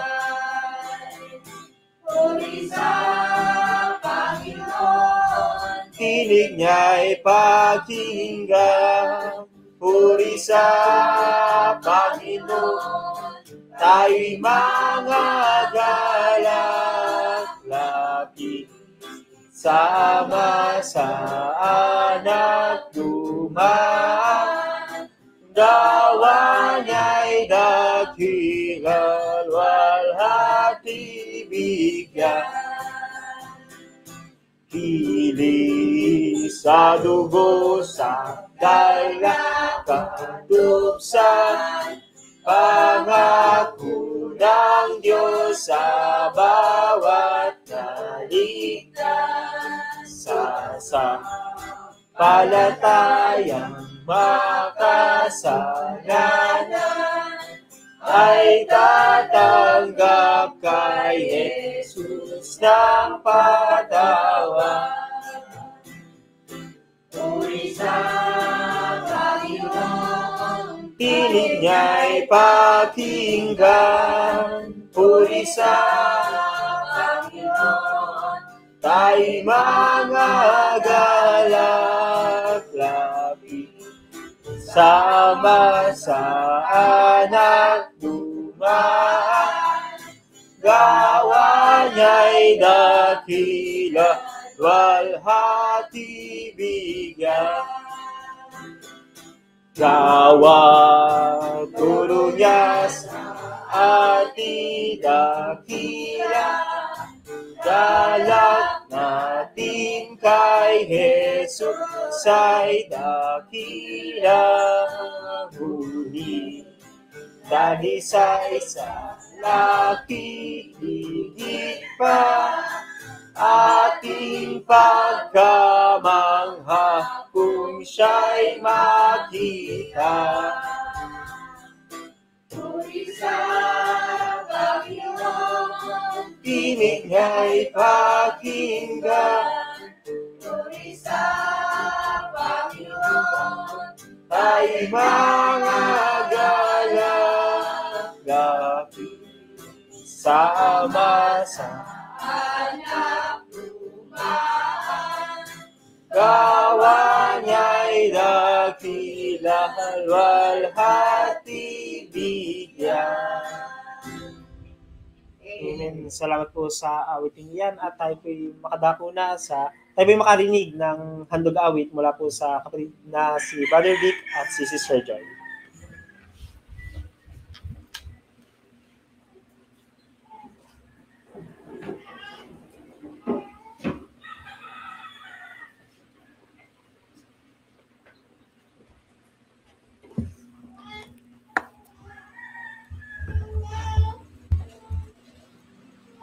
Ang pamagat po naming awitin ay Jesus kay Bukid.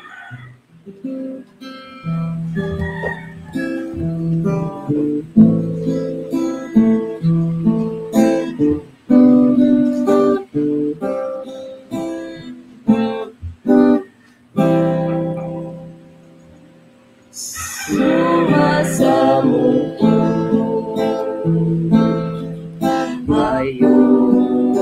ngayon sa'yo, sapagkat patuloy pa rin naman na nauuhaw sa'yo. Nalalaman mo ang lahat at nasisiyasa naganap at maliwanag mo rin naman. Ako'y iyong pinagmamasdan. Saan man ako naroon at kahit na nag-iisa, tatawagan ko ang ngalan mo, aking Ama.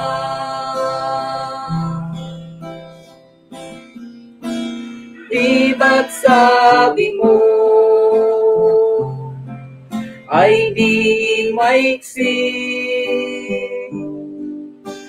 ang iyong kamay, nakikilos kahit malayo sa piling mo, O Panginoon. Di ba't sabi mo walang mahirap na bagay sa'yo na di magagawa ng kahit na sino mang tao dito sa mundo. Kaya nga, Jesus ko, patuloy mo hawakan ako ng iyong kamay at bisig na sa akin nagbibigay. Pagkat sabi mo, pari naman, wala akong magagawa sa buhay ko,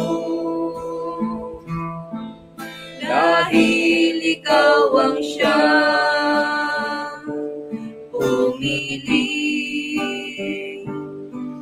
para malingkod sa'yo. Buhay at lakas at kaluluwa sa iyo lamang umaasa. Biyaya mo lubos, awang wakas, pangako mong tapat. Di ba't sabi mo ay di maiksi ang iyong ama, nakikilos kahit malayo sa piling mo, o Panginoon.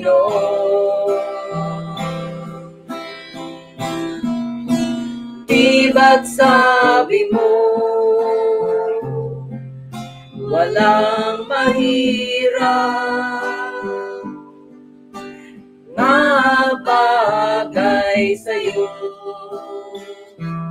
na di magagawa ng kahit na sino mang tao dito sa mundo.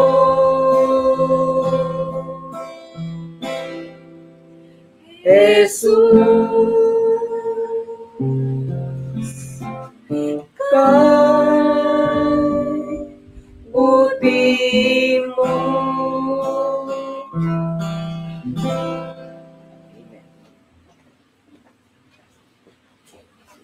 Amen.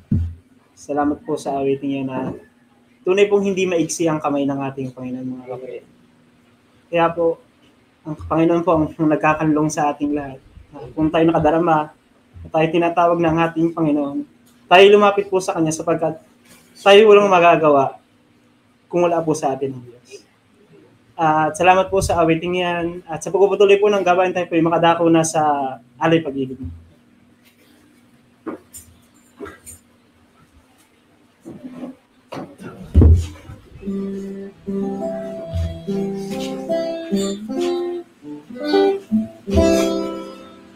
Seek ye first the kingdom of God and His righteousness, and all these things shall be added unto you. Alleluia, alleluia.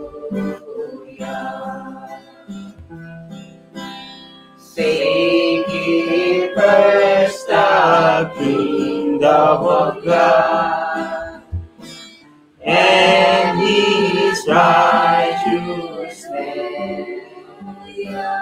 And all His peace shall be added unto you. Alleluia, alleluia. Tayo po yung manalangin. Ang panalangin po ay pangunahan ng Sister Annie. Maraming Diyos talaga ng mapangyari sa umaga ito sa oras na ito na kami nadako sa pagbibigay, Ama. Salamat, Ama, sa iyong pagpapala. Salamat, Ama, sa halaga na kaloob ng bawat isa, Ama, na tulungan mo kami na halaga naming nalikom na kaloob ng bawat isa ay patuloy namin magamit para sa iyong mga gawain, Ama. Salamat, Ama, sa patuloy mong kabutihan, pagpapala na dinubos mo sa aming mga puso.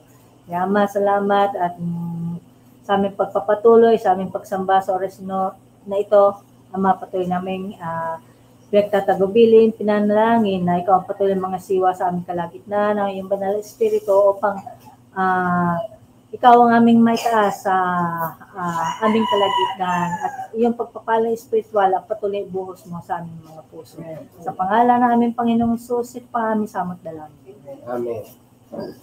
Sa ating pong pagpapatuloy ng tayo makadako na sa pinakahalagang parte ng gawain po para sa ating Panginoon. Ang pag-aaral ng kanyang mga salita. Ihanda na po natin ang ating puso at kaisipan sa pakikinig ng kanyang mga salita. Ang alipin pong gagamitin ay ang Brother Luis.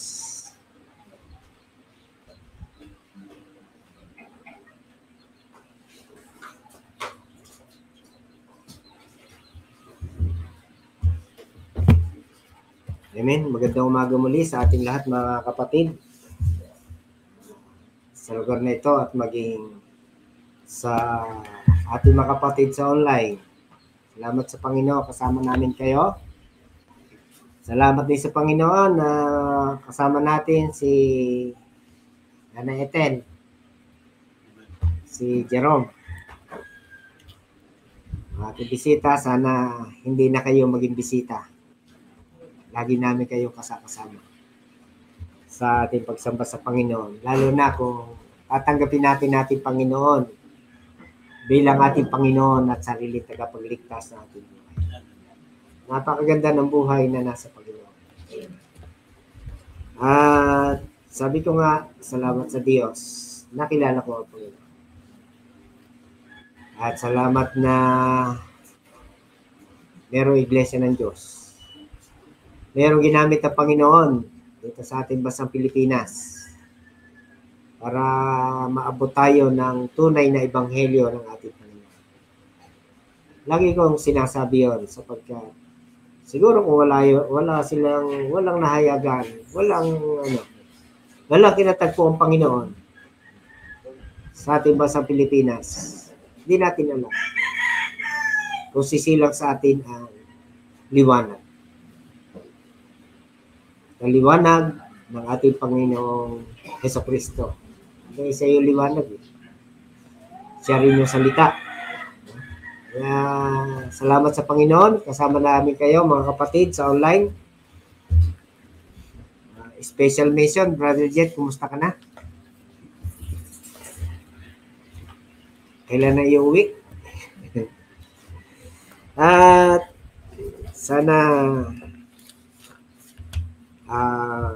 tayo makapag-aral muli ng kanyang mga salita, mga kapatid. Ang ating pag-aaralan, matagpuan natin dito sa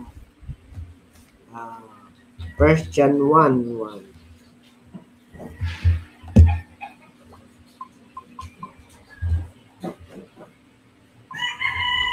Ay, ito kayo, mga kapatid.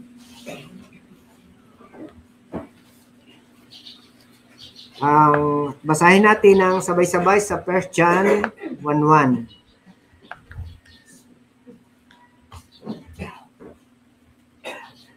Yaong buhat sa pasimula, yaong aming narinig, yaong nakita ng aming mga mata, yaong aming namasdan at nahipo ng aming mga kamay tungkol sa salita ng buhay. Tayo dumalangin. Ama po namin banal, Diyos na makapangyarihan sa lahat. Muli, Ama, sa oras na ito ay nagpapasalamat po kami sa iyong mga salita. At higit sa lahat ay yung salita na aming nabasa na siyang maging batayan ng aming pag-aaralan sa umagang ito. Basbasan niyo po ito at pagpalain naman sa aming kalagitnaan. Naway ang Espiritu Santo ang patuloy ng mga siwa sa gawaing ito, Ama. At pagkalooban niyo rin po, Ama, ang iyong gagamiting tagapagsalita na alipin. Magsalita ka sa pamagitan ng kanyang mga labi upang may pahayag ang iyong aral ayon sa iyong kalooban. Ang mga salita na ito na nagsiyang pagkain ng aming kaluluwa, na siya nagbigay buhay sa amin. Salamat po, Ama, na meron ka mga aral na naiwan sa amin. Meron kang mga alagad na ginamit upang patutuhanan ang iyong mga salita, pinagbigay buhay sa aming kaluluwa. Kaya salamat po, pagpalain niyo po, Ama, at maging sa mga makikinig, Ama, sa online, nawa po ay pagpalain niyo rin po sila at makinabang din sa patuloy na pakikinig na yung mga aral. Magbigay ka po ng makalangit na kapahayagan ng iyong mga salita sa aming kalagitnaan. Espiritu Santo ang patuloy na kumilos sa aming kalagitnaan, samantalang kami po ay nagpapatuloy. Anumang gawa ng kalaban ay alisin mo sa aming kalagitnaan upang maging matagumpay ang serbisyong ito. Nakita ng bawat isa ang pangangailangan sa iyo. Mailapit sa iyo, Ama, upang tanggapin ng aming Panginoon Kristo bilang Panginoon at sariling tagapagligtas din ng kanilang mga buhay. Sa pangalan ng aming Panginoong Hesus, ito po, Ama, ang aming sabdalangin. Amen. Purihin ang ating Panginoon. Nakapo na kayo, mga kapatid. Salamat sa Diyos na muli tayo makapag-aral. Tayo ay sama-sama. Salamat na nakakabago, no? Wala yung ating sa kapatid, naalala ko rin.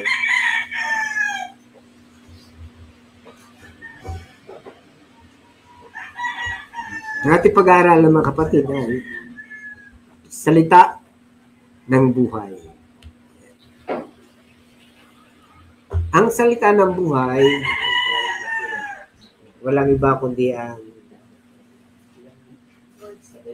Word of God, si Kristo, ang Ebanghelyo, salita, at ito ay pinag-iba ko yung salita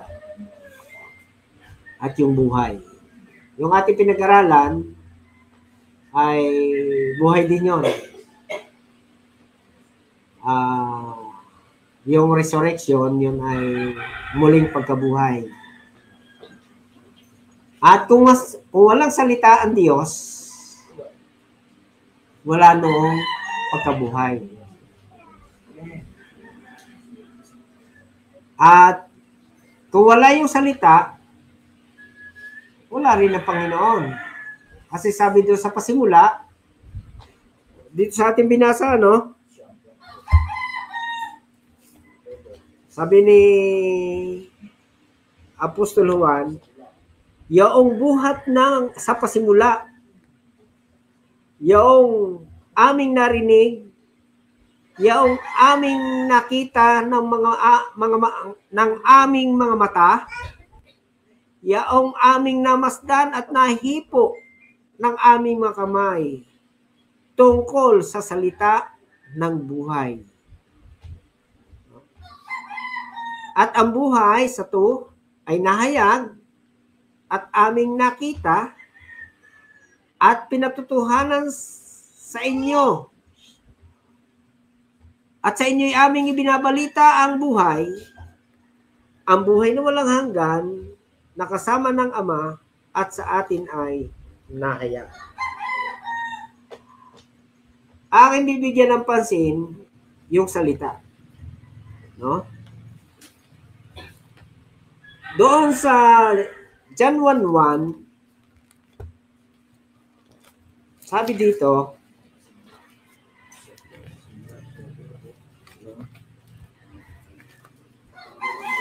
nang pasimula, siya ang berbo, yung berbo ay word, at ang berbo ay sumasa Diyos, at ang berbo ay Diyos.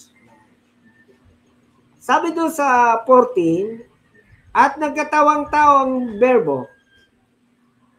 Sa English yun ay, and the word made flesh, di ba? At tumahan sa gitna natin, sabi ni Juan, nakita namin ang kanyang kaluwalhatian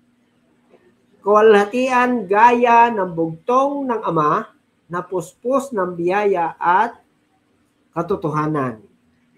No? At sabi doon sa sabi dito sa John 1:4, nasa kanya ang buhay, at ang buhay ay siyang ilaw ng mga tao. Ito'y tumutukoy lahat sa ating Panginoong Hesukristo. Kaya napakahalaga na makilala ng isang tao kung sino si Kristo sa kanyang buhay. At kung mayroong ginawa na sa kanyang buhay, ang ating Panginoong Hesukristo. Salamat sa Panginoon. Nagpasimula siyang nakilala ko, nahayag sa akin, noong ako'y makarinig ng Ebanghelyo ng Panginoon sa lugar ng Saudi. Doon nagpasimula na ako ay nagtanong sa aking kaisipan, sa aking sarili, bakit itong mga salita na ito na aking naririnig dito sa aming Bible study, hindi ko naririnig sa dati kong relihiyon. At kung tayo ay mayroong mga bisita na naririto, marahil yan din ay inyong maitatanong. At kung malalaman natin, kung tayo naghahanap sa ating Panginoon, at gusto natin sundin ang kanyang kalooban, malalaman natin kung ang turo na ito ay kanino. Sabi doon sa John 7:17. No? Kaya salamat sa Panginoon kapag tunay tayo naghahanap sa ating Panginoon at tunay na gusto nating sumunod sa kalooban ng ating Panginoon, tunay tayong tatanggap sa Panginoon. Tunay natin tatanggapin ang kanyang salita o si Kristo sa ating buhay. Kalungkot-lungkot, napakarami ang nag-aaral at nagbabasa din ng banal na kasulatan o ng Biblia o ng salita ng buhay. Subalit, bakit hindi maunawaan ang tunay na kahalagahan nito sa kanyang buhay? Ang tunay na maramdaman ito na mayroong ginawa sa kanyang buhay. Napakarami, di ba? O tayo mismo, sa bawat isa sa atin, na narito sa silong ng pananambahang ito. Kumusta yung salita? Kumusta si Kristo sa buhay natin? Meron na ba itong ginawa? Ha? At tayo, sa bawat isa sa atin, ang makasasagot niya. At alam ko na pag tayo tunay na naligtas mula sa kasalanan, tunay na tayo nakalakip sa unang pagkabuhay na mag-uli, alam ko na meron itong ginawa sa ating buhay, mga kapatid. Kaya salamat sa Panginoon. Hindi tayo nadaya, mga kapatid.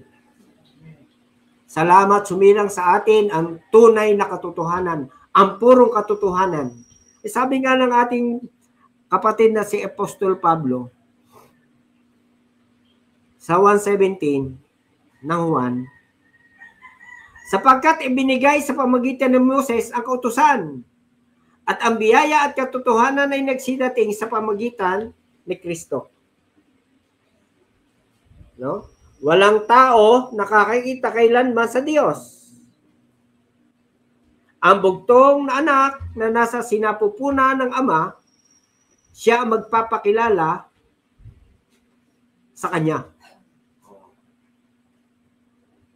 Makikilala natin ang ating Panginoong Jesucristo kapag tayo ay tunay na naghahanap sa ating Panginoon. Magtatagpo. Sa katotohanan, ang Panginoon na siya naghahanap sa atin eh. Siya ang una naghanap sa atin. Hinahanap niya yung mga tao na tunay natatanggap sa Kanya pagkarinig ng salita ng Diyos. At kapag siya ay nagpasimula natanggapin itong Kanyang salita, itong salita ng Diyos, o magpasimula na siya ay tumanggap sa Panginoon, malalaman niya na yung katotohanan. Malalaman niya, makikilala niya ang Panginoong Jesucristo bilang Kanyang Panginoon at sariling tagapagligtas ng Kanyang buhay. Ano? Kaya, salamat sa Diyos. Itong salita na ito, sabi nga dito sa 2 Peter,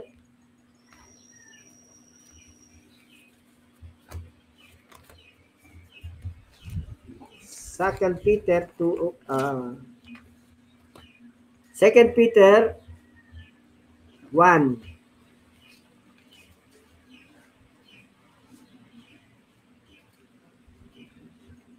Second Peter 1.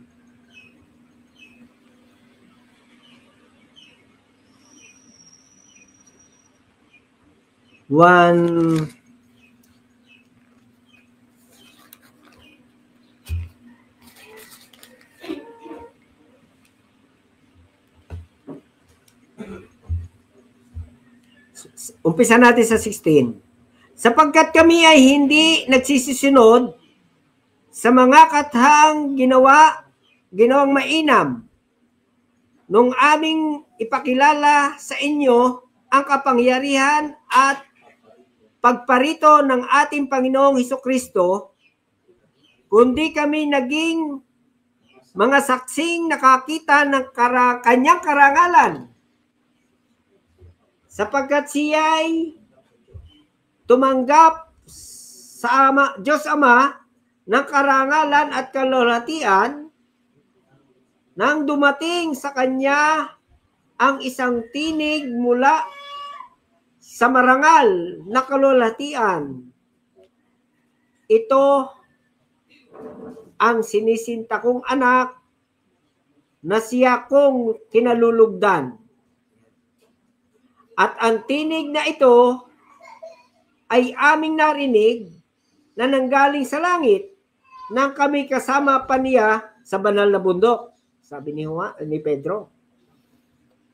At kami ay mayroong lalong panatag na salita ng hula na mabuti ang inyong ginagawa kung ito'y inyong sinusundan na gaya ng isang ilawang lumiliwanag sa isang dakong madilim hanggang sa pagbubukang liwayway at ang tala sa umaga ay sumilang sa inyong puso. Yan, no?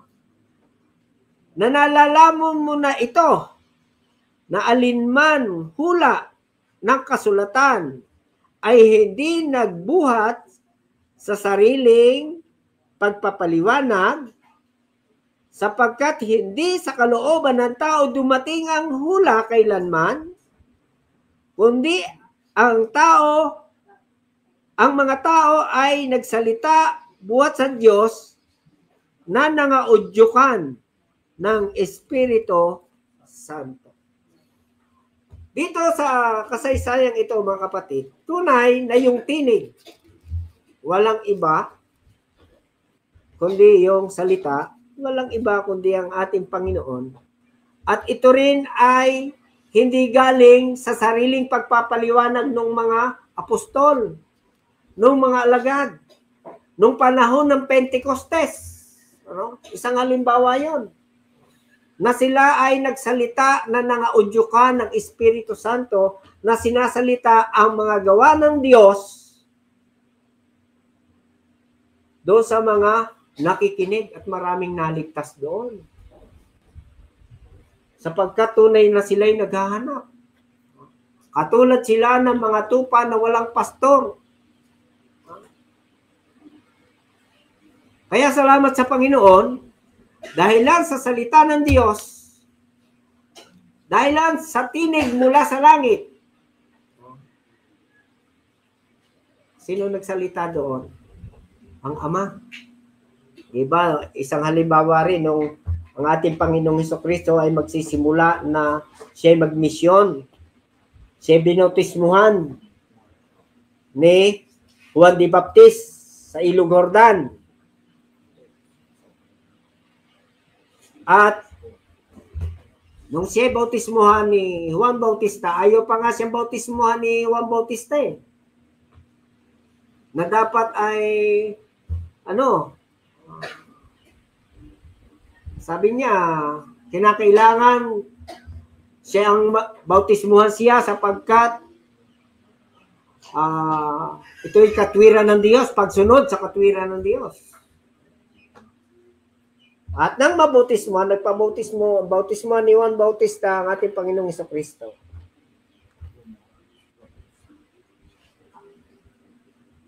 May bumaba na isang anyo sa isang kalapate. At meron tinig. Walang iba yun, kundi Espiritu Santo yun. At yung tinig sa langit, nasabi doon, ito yung sinisinta kong anak na siya kong lubos na kinalulugdan. Naroon ang Panginoong Hesukristo, naroon ang Espiritu Santo sa katauhan ng kalapate, at naroon sa langit ang tinig ng ating Panginoon, sumisimbolo. Naroon ang tatlong persona ng Diyos. Anak, Espiritu Santo at ang Ama. So yun ang salita, nagsalita ang Ama, yung tinig. Nasabi doon ay kamay, sabi ng mga alagad, sabi niya, ang tinig na ito'y aming narinig na nanggaling sa langit nang kami kasama niya sa banal na bundok. At kami mayroong lalong panatag na salita ng hula na mabuti ang inyong ginagawa kung ito'y inyong sinusundan na gaya ng isang ilawang lumiliwanag sa isang dakong madilim hanggang sa pagbubukang liwayway at ang tala sa umaga ay sumilang sa inyong mga puso. O yan. Sa sandali na atin tanggapin ang salita ng Diyos at ito'y ating sundan sa ating pamumuhay, i-guide niya tayo sa tamang paraan ng pamumuhay upang mapanatili natin yung ating buhay espiritual. Diba? Kaya sinabi doon, ang ipinanganak ng Diyos ay hindi nagkakasala sapagkat ang kanyang binhi ay nananahan sa kanya. Sabi diyan. Kaya kung tayo nananatili at panatag, sabi dito, sa salita ng hula na ito'y ating ilaw, katulad sa isang ilawang lumiliwanag sa dakong madilim, kung ito'y ating sinusundan. Tayo ay lumalakad sa pattern ng ating Panginoon na iniwan niya sa atin. Imposible ba na tayo ay hindi magalak sa ating puso? Sabi diyan, sumilang sa inyong puso. Pagbubukang liwayway. Ano ang ating nakikita sa pagbubukang liwayway? Bagong pag-asa, mga kapatid. Bagong liwanag. galing sa dilim. Pero, nang tayo'y mapalipat sa liwanag, makita natin, maganda pala ang liwanag. Maganda pala ang buhay. Maganda pala ang buhay na nasa Panginoon. Kaya yun yung salita.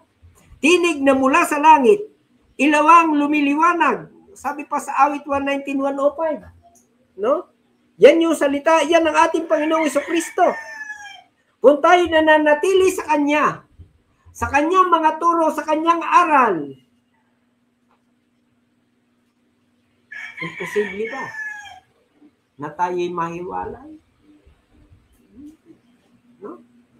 Hindi tayo mahiwalay sa Kanya.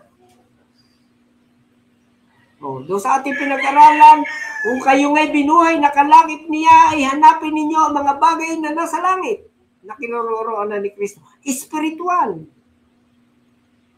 Kaya, sapat ang ginawa ng ating Panginoong Jesucristo, sapat yung salita ng Diyos, sapat yung kanyang iniwang halimbawa sa atin upang tayo ay manatili sa paglilingkod sa ating Panginoon, sa pagkaligtas mula sa kasalanan, manatili sa atin yung unang muling pagkabuhay para meron tayong pag-asa sa langit, mga kapatid. Para sa atin yun. Gantimpala yun sa mga namumuhay.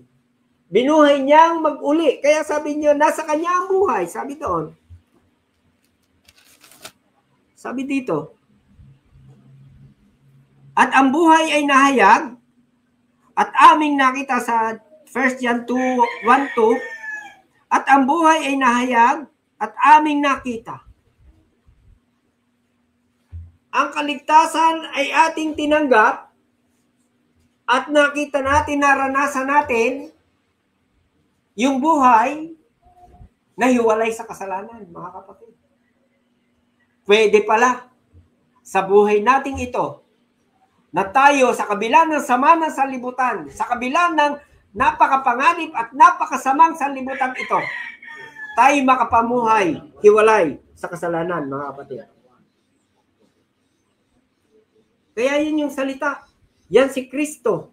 Yan ang ating Panginoon, ang salita ng buhay.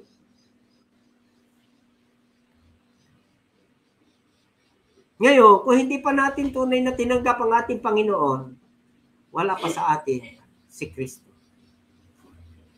Tayo'y nasa kasalanan pa. Tayo'y patay, spiritual pa. Kaya napakahalaga, mga kapatid, sa ating buhay na ito. Samantalang tayo ay malalakas, meron pang pagkaunawa, samantalahin natin ang panahon. Sabi nga doon sa Efeso 5:17,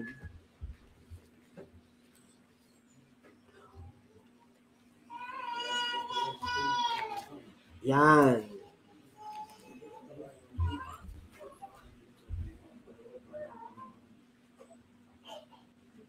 Efeso 5:17, kaya huwag kayong maging mga mangmang, kundi unawain ninyo kung ano ang kalooban ng Panginoon.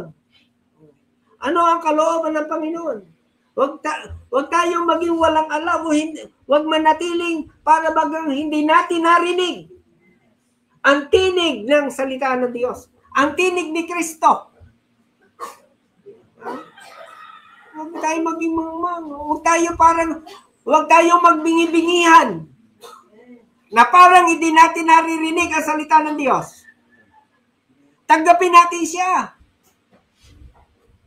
para maunawaan natin kung ano talaga ang gusto ng Diyos sa ating buhay. Ayaw ng Diyos na ang tao mamamatay sa kasalanan. Hindi niya kaluluguran. Hindi siya nalulugod sa kamatayan na masama.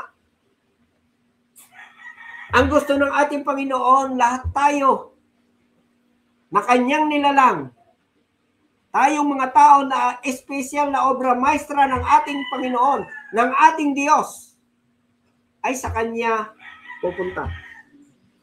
Pero, nakakalungkot. Diba sa ating pinag-aralan, Dahil nga ang tao ay makasalanan, dahil nga ang tao ay alipin ng kasalanan, kaya nakahilig siya sa masama.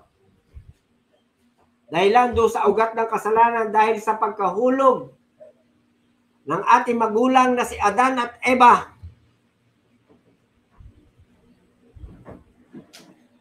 nakahilig na ang tao sa masama. Paano natin masasabi yon? Tingnan ninyo yung mga bata na yan na maliliit. Kahit di mo turo ang magsinungaling, kahit di mo turo ang magalit, nagagalit din ang mga yan. Oh. Oh. Yung ang aking apo kaliit-liit pa pag hindi mo na ibigay yung ano. Oh, lalo na sa kanyang ninang si Joy, nangangagat. Oh. Yan. Yan yung ugat ng kasalanan na nakatanim sa puso. Na kapag kayan ay nagkaroon ng pagkaalam ng mabuti at masama, handa na magsulit yan. Dahil pwede mo na turuan, masama ito, masama iyan. Pag sinalangsang niya, nagkasala siya. Oh. Pero pagka yung munting-munti pa, yung maliit pa, hindi niya pagsusulit yun. Sa langit, diretso ang mga bata na yan. Diretso sa langit ang mga yan. Pero pagka lumaki na, nasa edad na ng pagsusulit, alam niya na ang mabuti at masama. Katulad ni Eva at ni Adan, nung sila'y magkasala, nalaman nila ang mabuti at masama. No. Hindi sila nagsisi. Pag sila hindi nagsisi, impyerno din ang patutungan ng kanilang kaluluwa. Ilan nyo, minsan na mayroon akong kapatid na nakausap. Diba, mayroon mga, sabi niya, yung mga tao na nagkakaroon ng sakit na, hindi ko alam kung alin yung una ng dementia at saka yung, ano pang isa yun? Amnesia. Napag-usapan namin yung tungkol sa yung halimbawa yung tao ay namuhay na matuwid. Mamuhay na matuwid. Tapos nakita mo yung kanyang buhay talagang sumusunod sa kalooban ng Diyos pero nagkasakit siya ng amnesia o dementia na sumusunod sa kalooban ng Panginoon. Mapalad siya. Pero kung siya ay sumusunod sa Panginoon, tapos nakagawa ng kasalanan, nagkasakit ng amnesia, impyerno, pupuntahin niya. Naniniwala ba kayo, mga kapatid? Kasi sa pagkaalam na mabuti at hindi niya ginawa, kasalanan sa kanya. Sa alabong masama ay yung ginawa, kasalanan sa iyan. Ipagsusulit mo yan sa harapan ng Panginoon. Alam mong mabuti, lumapit ka sa Panginoon. Magsisi sa iyong kasalanan. Dahil ang pagsisisi lang sa kasalanan ang makapapawi ng kasalanan. Kaya, pagtanggap kay Kristo bilang Panginoon. Diba? Oh. Kaya mahalaga sa ating buhay na ito. Sabi nga, habang tayo'y bata pa, habang tayo'y malakas, hanapin natin ang Diyos sa ating buhay. Sabi sa Ecclesiastes 12:1, bago dumating yung masamang araw na yon, yung masamang araw na yon, yung paghiwalay na ng ating kaluluwa o ng ating espiritu sa katawang pisikal. Kasi pag tayo ay nasa ating katawang pisikal pa, diyan pa tayo may pag-asa na makapagsisi sa kasalanan. No? Pagkipatay na, wala na. Tingnan natin yung si mayaman. Wala na magawa. Nung mamatay siya ng makasalanan. Oo. Kaya sa ating buhay, yung buhay natin ito, habang tayo malakas, may mabuting pagkaunawa, gugulin natin sa paghanap sa Panginoon, sa pagsunod sa kalooban ng Panginoon, sa pag-unawa sa kalooban ng ating Panginoon. Sabi doon, huwag kayong maging mga mangmang. Ano ba? Paano natin masasabi? Huwag tayong maging parang walang alam. parang hindi natin narinig ang salita ng Diyos. Huwag tayo maging bingi-bingihan, magbingi-bingihan sa pakikinig ng salita ng Diyos. Meron pa sinabi yung parang tahingang kawali, mabuti pa yung tahinga ng kawali. Talaga hindi makakarinig yan. Di ba? Pag narinig natin, magdesisyon agad tayo, mga kapatid. Sabi doon sa anniversary sa kagad-agad. Lapitan natin ng Panginoon. Sabi, forthwith. Agad-agad lapitan natin ng Panginoon sapagkat napakapanganib, mga kapatid. Sa isang iglap, ang ating buhay parang singaw. Sabi to Santiago. Santiago 2.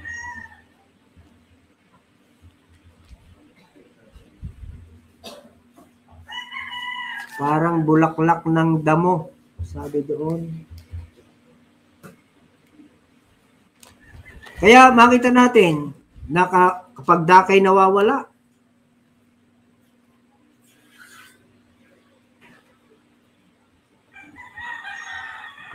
ang buhay natin ay katulad ng singaw. Sa isang sandali ay lumilitaw pag dakay nawawala. Ano? Kaya salamat tayo sa Panginoon. Meron tayong nakakarinig tayo ng kanyang mga salita, ng kanyang mga aral. At dito, napapalakas yung ating kaluluwa. Yung buhay natin na siyang tunay na buhay, nabibigyan natin ng halaga. Kaya bigyan natin ng halaga. Sabi pa dito, sa John 14:6, sabi ng ating Panginoon, ako ang daan, ang buhay, at ang katotohanan. Sino man ay di makaparoroon sa Ama, kundi sa pamamagitan ko. Yan. Kaya si Kristo, ang salita ng buhay. Ang ating Panginoong Hesukristo, na kung tayo mamatay physical, kung si Kristo ay nasa atin, tayo naman ay buhay espiritual. At hindi lang tayo buhay espiritual, kundi, sabi niya, yung kasaganaan ng buhay, yung kagandahan ng buhay na nasa Panginoon, may enjoy natin. Sabi doon sa John 10:10, no? Hindi siya naparito upang pumatay at tumuksa. Siya ay naparito upang magbigay ng buhay at ng kasaganaan ng buhay. Yan. Hindi ako pumaparito upang magnakaw, kundi upang hindi pumaparito magnanakaw, kundi upang magnakaw at pumatay at pumuksa. Ako'y naparito upang sila'y magkaroon ng buhay at magkaroon ng kasaganaan nito. Yan. Pagka tayo ay kontento, yung kasaganaan ng buhay, hindi marami kang pag-ari. Kundi yung ikaw ay sapat, kontento sa buhay mo na ikaw ay nasa Panginoon. Mga kapatid. At alam ng Diyos yan. No? Yung hindi ka mapagkailangan, hindi ka mapaghanap. O nagtatrabaho tayo pero hindi tayo katulad ng iba. No? Meron ka ng trabaho na pinagkikitaan mo, may part-time na, may sideline pa, kulang pa. Ha? Hindi tayo katulad ng kontraktor. Ba? Tayo'y sapat sa ating buhay pag ang Kristong Panginoon ay nasa sa atin, mga kapatid. Oo, may kadalamhatian, may kalungkutan. Diba? Pero kung ang Panginoon ay nasa sa atin, kaya natin yan, mga kapatid. Kaya salamat sa Panginoon. Dahil sa ating Panginoong Hesukristo, na siyang tunay na buhay, na siyang salita ng buhay, tayo ay binigyan niya ng kasapatan. Sabi pa din sabi dito sa John 10, 25.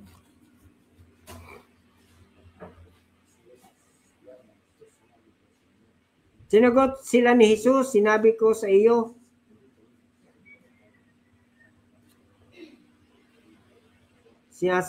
sinabi ko sa inyo, at hindi kayo nagsisampalataya. Ang mga gawang ginagawa ko sa pangalan ng aking Ama, ang siya nagpapatotoo sa akin. Datapat hindi kayo, bakit mali yata? John 10:25. Hanggang 25 pa yun. Sinagot sila ni Jesus, sinasabi ko sa inyo, hindi kayo nagsisampalataya. Ang mga gawang ginagawa ko sa pangalan ng aking Ama ay siya nagpapatotoo sa akin. Datapat hindi kayo nagsisampalataya sapagkat hindi kayo sa aking mga tupa. 27. Dinirinig ng aking mga tupa ang aking tinig at sila'y aking nakikilala at sila'y nagsisisunod sa akin. At sila'y binigyan ko ng walang hanggang buhay at kailanmay hindi sila malilipol at hindi sila aagawin ng sinuman sa aking kamay. Ang aking Ama na sa kanila'y nagbigay sa akin ay lalong dakila sa lahat at hindi sila aagawin ninuman sa kamay ng Ama. Dito ko nakita kapag ang isang tao ay tunay na naligtas mula sa kasalanan, nakita niya yung kagandahang buhay na nasa Panginoon, hindi siya babalik sa kasalanan.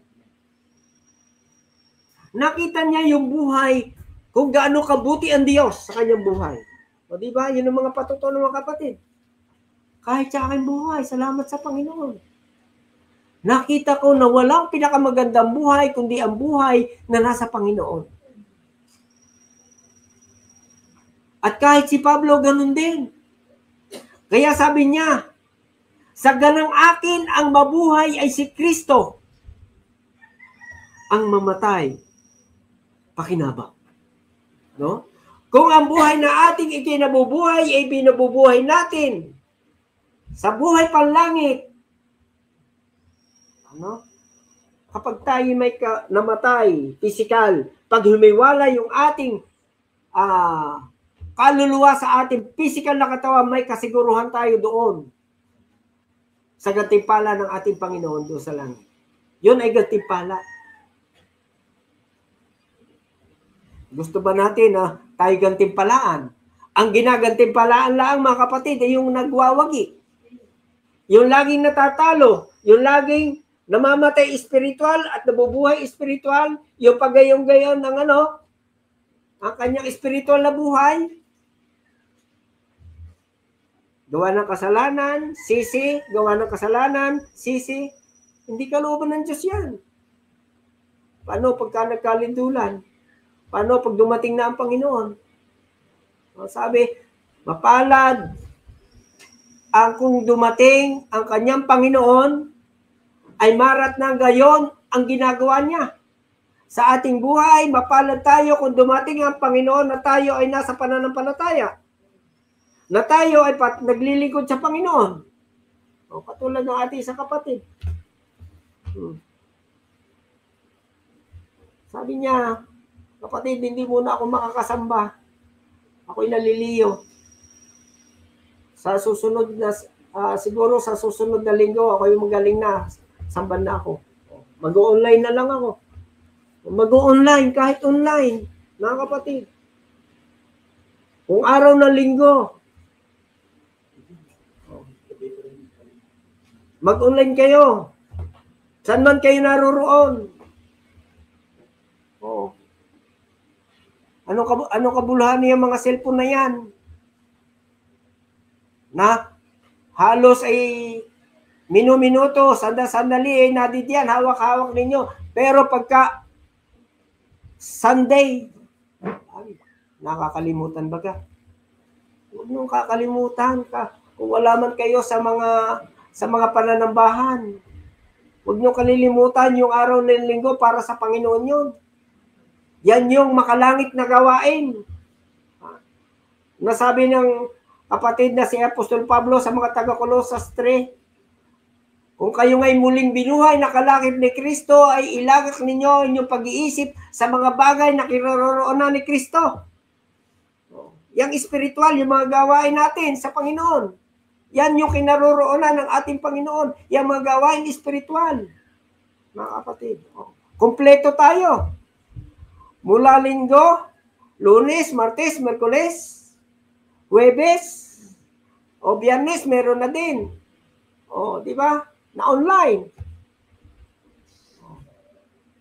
Ay may cellphone kayo dala-dala. Di ba?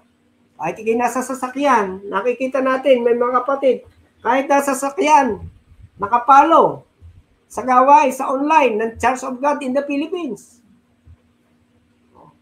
Pagpapatibay yon sa ating spiritual na buhay, mga kapatid, para hindi tayo mawalay. Para hindi mamatay spiritual.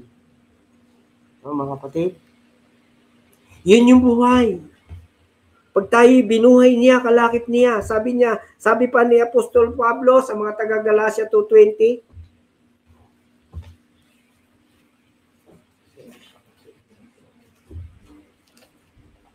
ako'y napako sa krus kasama ni Kristo.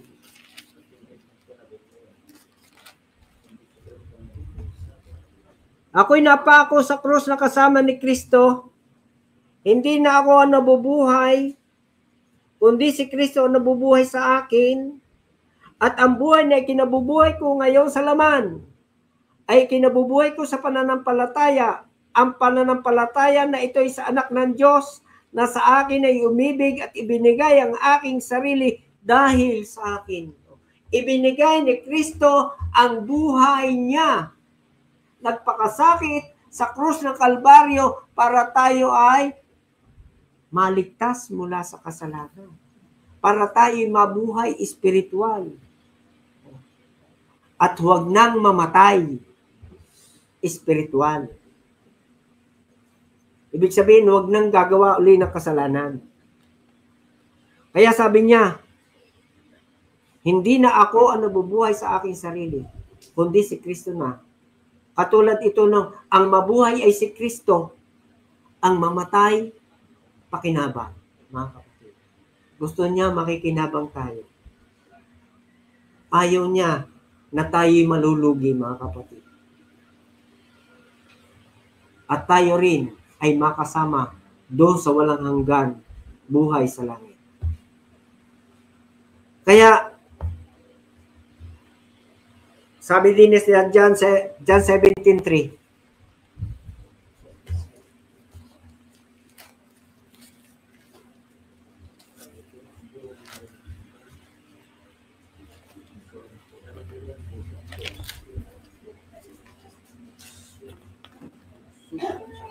sabi din ni Apostol Juan sa John 17:3,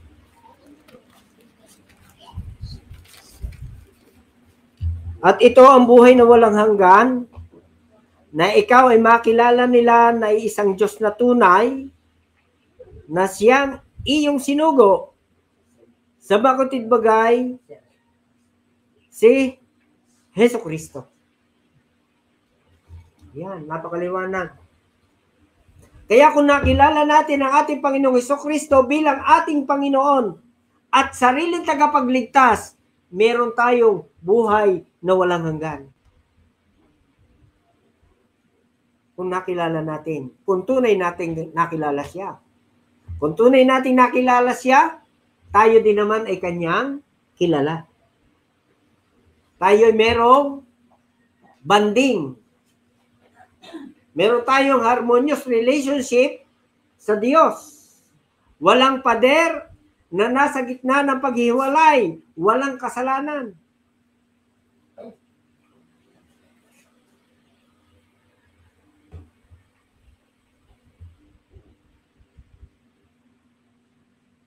Sabi din nagaya sa 17 to, nagaya ng ibinigay mo sa akin, mo sa kanya, ang kapamalaan sa lahat ng laman upang bigyan niya ng buhay na walang hanggan ang lahat ng ibinigay mo sa kanya. Sinong ibinigay ng Ama sa kanya? Sa kanya. Tayo na kanyang mga niligtas sa kasalanan. Tayo na ikanya.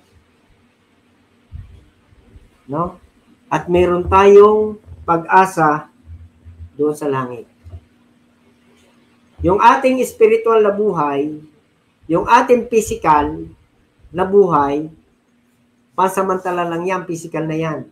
Pero yung ating spiritual, walang hanggan yan. Yung ating physical na katawan, yung sabi nga ng ating sa Genesis 2:7, yung hiningahan niya ang butas ng kanyang ilong ng hininga ng buhay at ang tao ay naging kaluluwang may buhay. Ano yung hiningahan niya? Yung kanyang hinulma, yung alabok. No?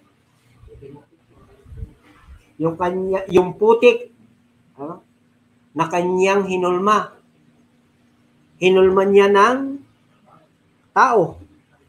Tapos hiningahan niya ng buhay at ang tao ay naging kaluluwang may buhay. Sa sandali na humiwalay na yan, sabi sa Ecclesiastes 12:7, yung alabok ay mababalik sa lupa na kanyang pinatunan at ang diwa ay mababalik sa Diyos na nagbigay sa kanya. No? Yung ating katawan, pag yay umidad, 60, senior na yan, medyo nahihina na ng konti yan. 70, mayroon ng kinukuha ng Panginoon. Merong 80, nakakaakyat pa sa bundok, tulad ng ating kapatid. Siya rin yung nagbibigay buhay. At siya rin ang kumukuha ng buhay. Di ba? Ngayon, mapalad tayo. Kung tayo umiidad, meron tayong mga kapatid. 80, merong 90. Pero ang pinakamapalad doon, kung tayo'y 90 o 80 na naglilingkod sa Panginoon, talagang ini-enjoy natin yung ating buhay na ito sa paglilingkod sa Panginoon, ay mapalad tayo. Kaya yun ang hamon natin. Kumusta yung buhay natin ngayon? Kumusta si Kristo sa buhay natin? Nasa atin na ba si Kristo? Tinanggap na ba natin talaga siya? Kung hindi pa, magdesisyon tayo kaagad-kaagad. Sapagkat ang araw ay masasama, sabi diya sa Epeso. Ang araw ay masasama. Mapanganib, mga kapatid, lalo na sa ating panahon ngayon. Kung lumindol, intensity 7.6. Diba? Ang kanyang ano yung shock ay 6.9. Hindi natin alam ang ating bukas, mga kapatid. Kaya timano, kailangan sa ating buhay na ito, nasa atin, buhay si Kristo. Tanggapin natin siya. Kung doon sa ating mga bisita, kung hindi pa natin siya tinanggap, magdesisyon tayo kaagad-kaagad. Tanggapin natin ang Panginoon. Napakasama ng salibot.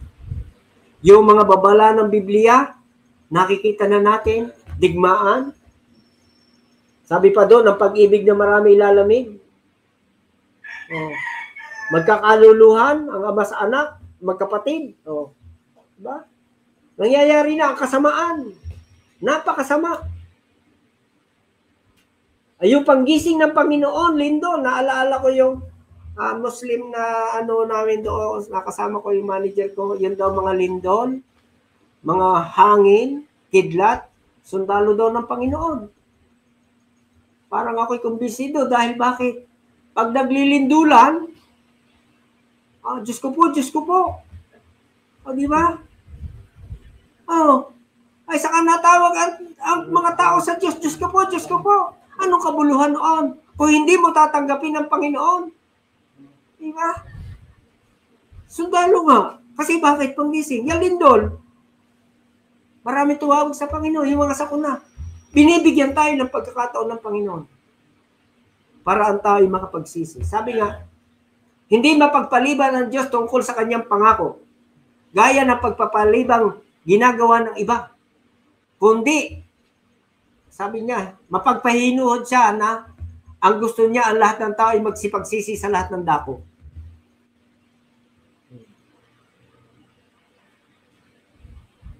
Kaya, huwag nating baliwalain ang warning ng Panginoon. Sa atin, sa mga tunay na tumanggap sa Panginoon, sabi niya rito sa John 14:20, sa araw na yaoy, makikilala ninyong ako'y nasa aking Ama at kayo'y nasa akin at ako'y nasa inyo. Kailan yon?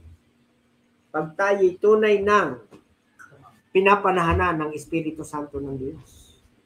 Sabi pa niya din ang mayroon ng aking mga utos at tinutupad ang mga yaon ay siyang umiibig sa akin at ang umiibig sa akin ay ibigin ng aking Ama at siya'y ibigin ko at ako'y magpapakahayag sa kanya, magpapakakilala. Di ba? Yung makilala natin siya na totoo at siya nasa atin na totoo sa mga dudugay si Jesucristo. Tapos sabi niya pa, si Judas Iscariote ay nagsabi, Panginoon, ano't mangyayari na sa amin ka magpapakahayag at hindi sa sanlibutan? Tunay mga kapatid.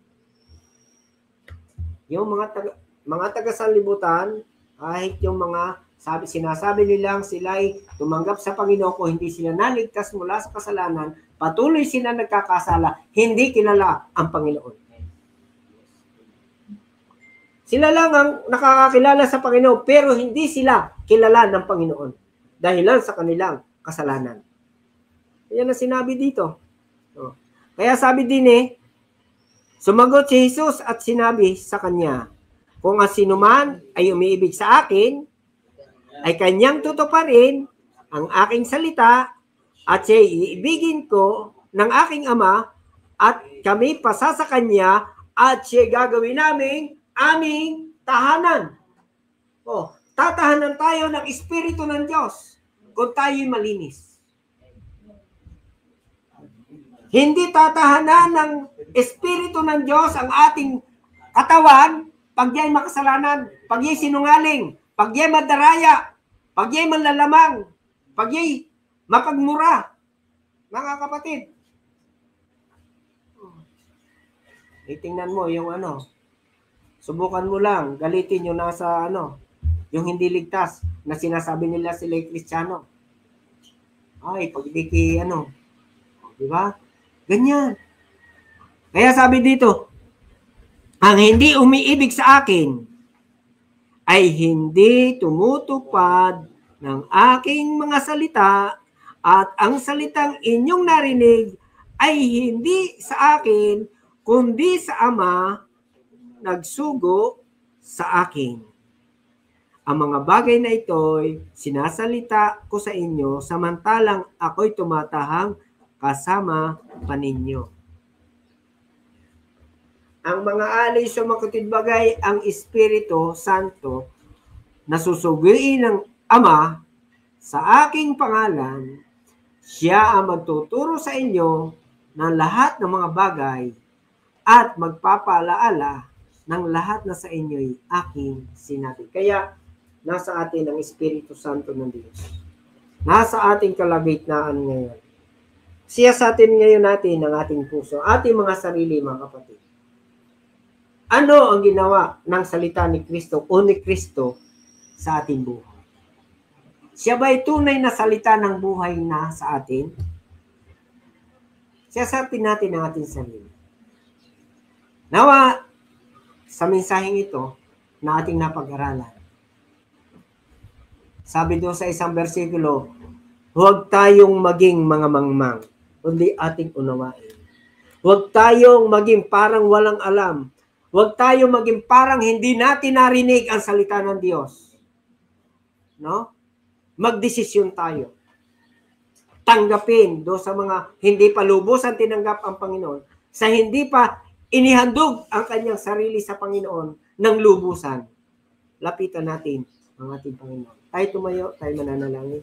Ama po namin banal, Diyos na makapangyarihan sa lahat sa oras na ito.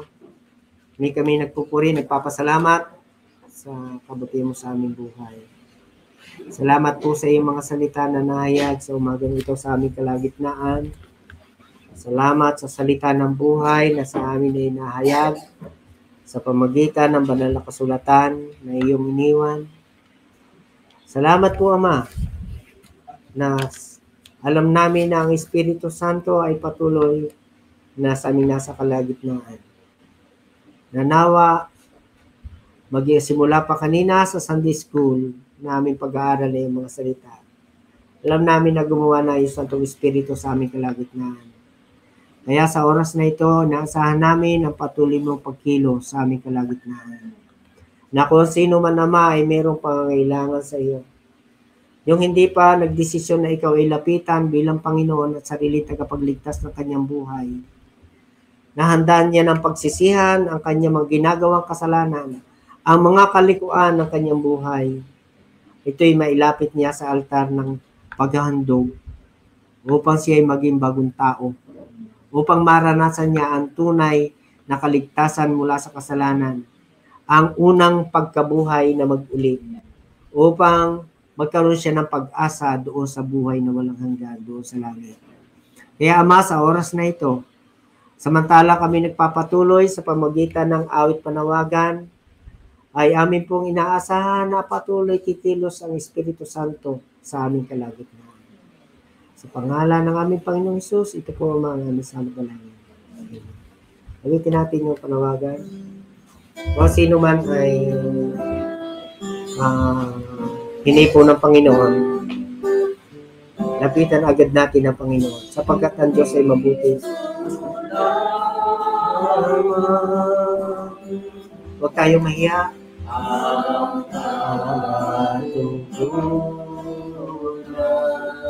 Yung maghahandog na kanyang buhay, na kanyang sarili sa Panginoon. Ilapit natin, luhod natin sa Panginoon. Ang kailangan. Mga kapatid, mga minamahal, aming bisita, laksan nyo yung loob. Kung kayo tinatawag ng Panginoon, lapitan natin siya bilang ating Panginoon at sariling tagapagligtas ng ating buhay. Sapagkat siya ay mabuti. Ayaw niya ang sino may mapapahamak. Gusto niya ang lahat ay magsipagsisi. Gusto niya ang lahat ay maging malinis sa kanyang banal na harapan upang may handa niya ang kanyang buhay, kanyang spiritual na buhay, upang ma-enjoy niya yung ganda ng buhay na nasa Panginoon.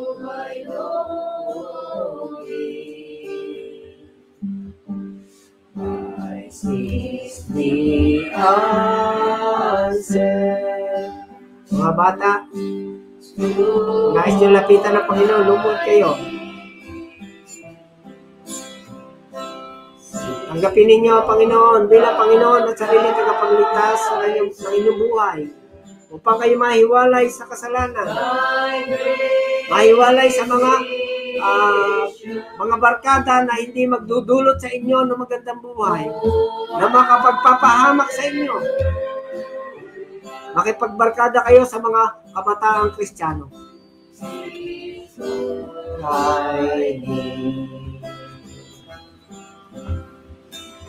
Kristo lamang sino man ay hinihipon ng Panginoon. Sabi niya, huwag niyong papagmatigasin ang inyong puso. Magsilapit kayo sa Diyos. Sapagkat ang sino man lumalapit sa Kanya, kailanman hindi niya itataboy. Alam ng Diyos ang ating pangangailangan, mga kapatid.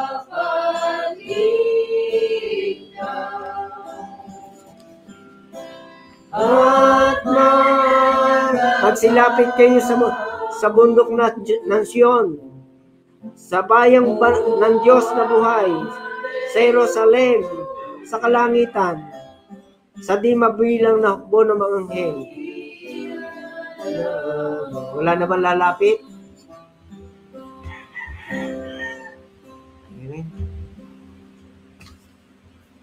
Ama po namin banal, Diyos na makapangyarihan sa lahat. Sa oras na ito, salamat po, meron kami isang kapatid na lumapit sa iyo. Ikaw po, Ama, ang nakaalam ng lahat ng bagay, naman ng puso ng bawat isa sa amin. At ikaw rin nakakaalam ng inilapit ng aming kapatid sa iyong banal na harapan. Naway katagpuin niyo po yung kanyang inilapit sa iyo. Napanampalatayaan niya, kanyang tinanggap iyon. Patubayan mo siya sa landas ng kanyang buhay upang lalo pa siya maging matibay sa pananampalataya sa iyo. O yung paghahandog na ang kanyang inilapit, tulungan mo po siya, Ama. Kaya salamat po, Ama, na bagaman wala lumapit sa pagsisisi, subalit umaasa po kami na ikaw patuloy magbibigay ng pagkakataon sa kanilang buhay, na ikaw ay malapitan nila bilang kanilang Panginoon at sarili tagapagligtas sa kanilang buhay. Kaya sa oras na ito, salamat po sa tagumpay ng iyong gawain. Nawa po, Ama, at nubayan mo ang bawat isa sa aming kalagitnaan. Nawa ay ang Espiritu Santo ang patuloy na mag-aakay, patuloy na magtuturo at mag-guide sa bawat isa upang patuloy sila na makakapakinig ng iyong mga aral, ng iyong mga salita hanggang sa sila'y magdesisyon na tatanggapin kanila bilang kanilang Panginoon at sariling tagapagligtas ng kanilang buhay. Sa oras na ito, salamat po na mayroong isang kaluluwang lumapit at ibinabalik namin sa iyo, Ama, ang aming papuri pasalamat kahilingan sa pangalan ng Panginoong Jesus. Amen.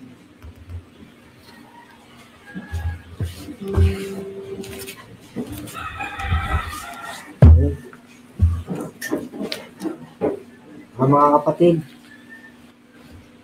salamat sa Panginoon sa inyo, sa mga kapatid natin na nasa online. Nawa po ay salamat sa inyong patuloy na pagsubaybay sa ating Sunday broadcast ng The Church of God in the Philippines. Maging kung meron mang mga taga-subaybay, mga bisita, nawa po ay patuloy niyong tangkilikin ang gawain ng The Church of God in the Philippines. Mula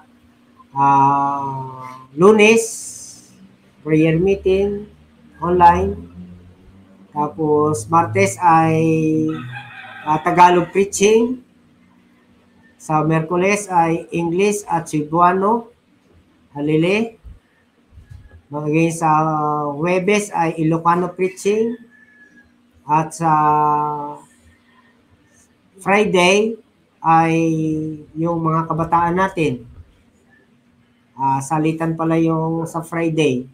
Yung mga kabataan, mag-follow kayo sa online na gawain ng Panginoon.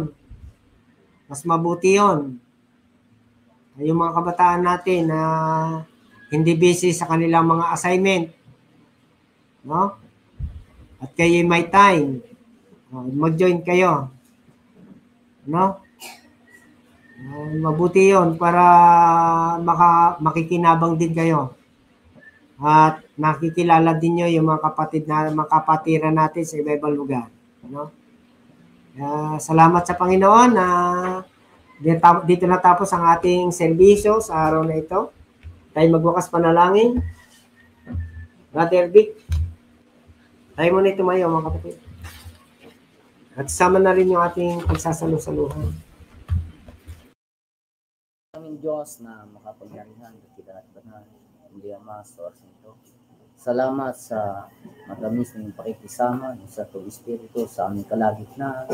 Simula pa sa Sunday School hanggang sa tingnig ng iyong mensahe, Ama. Salamat, Ama, na alam namin na ikaw ang siyang tumulong sa amin upang patuloy kami magtagumpay sa aming spiritual na buhay. Gaman, Ama, wala kang lumapit sa aming mga bisita, subalit amin pa rin silang nilalapit sa iyo, dinadalangin sa iyo. Nawa, Ama, ay ikaw ang siyang patuloy na tumulong upang sa kanila ay mahayag ang Ebanghelyo. Pagkat sinabi mo, hindi babalik ang iyong salita na walang bunga, Ama.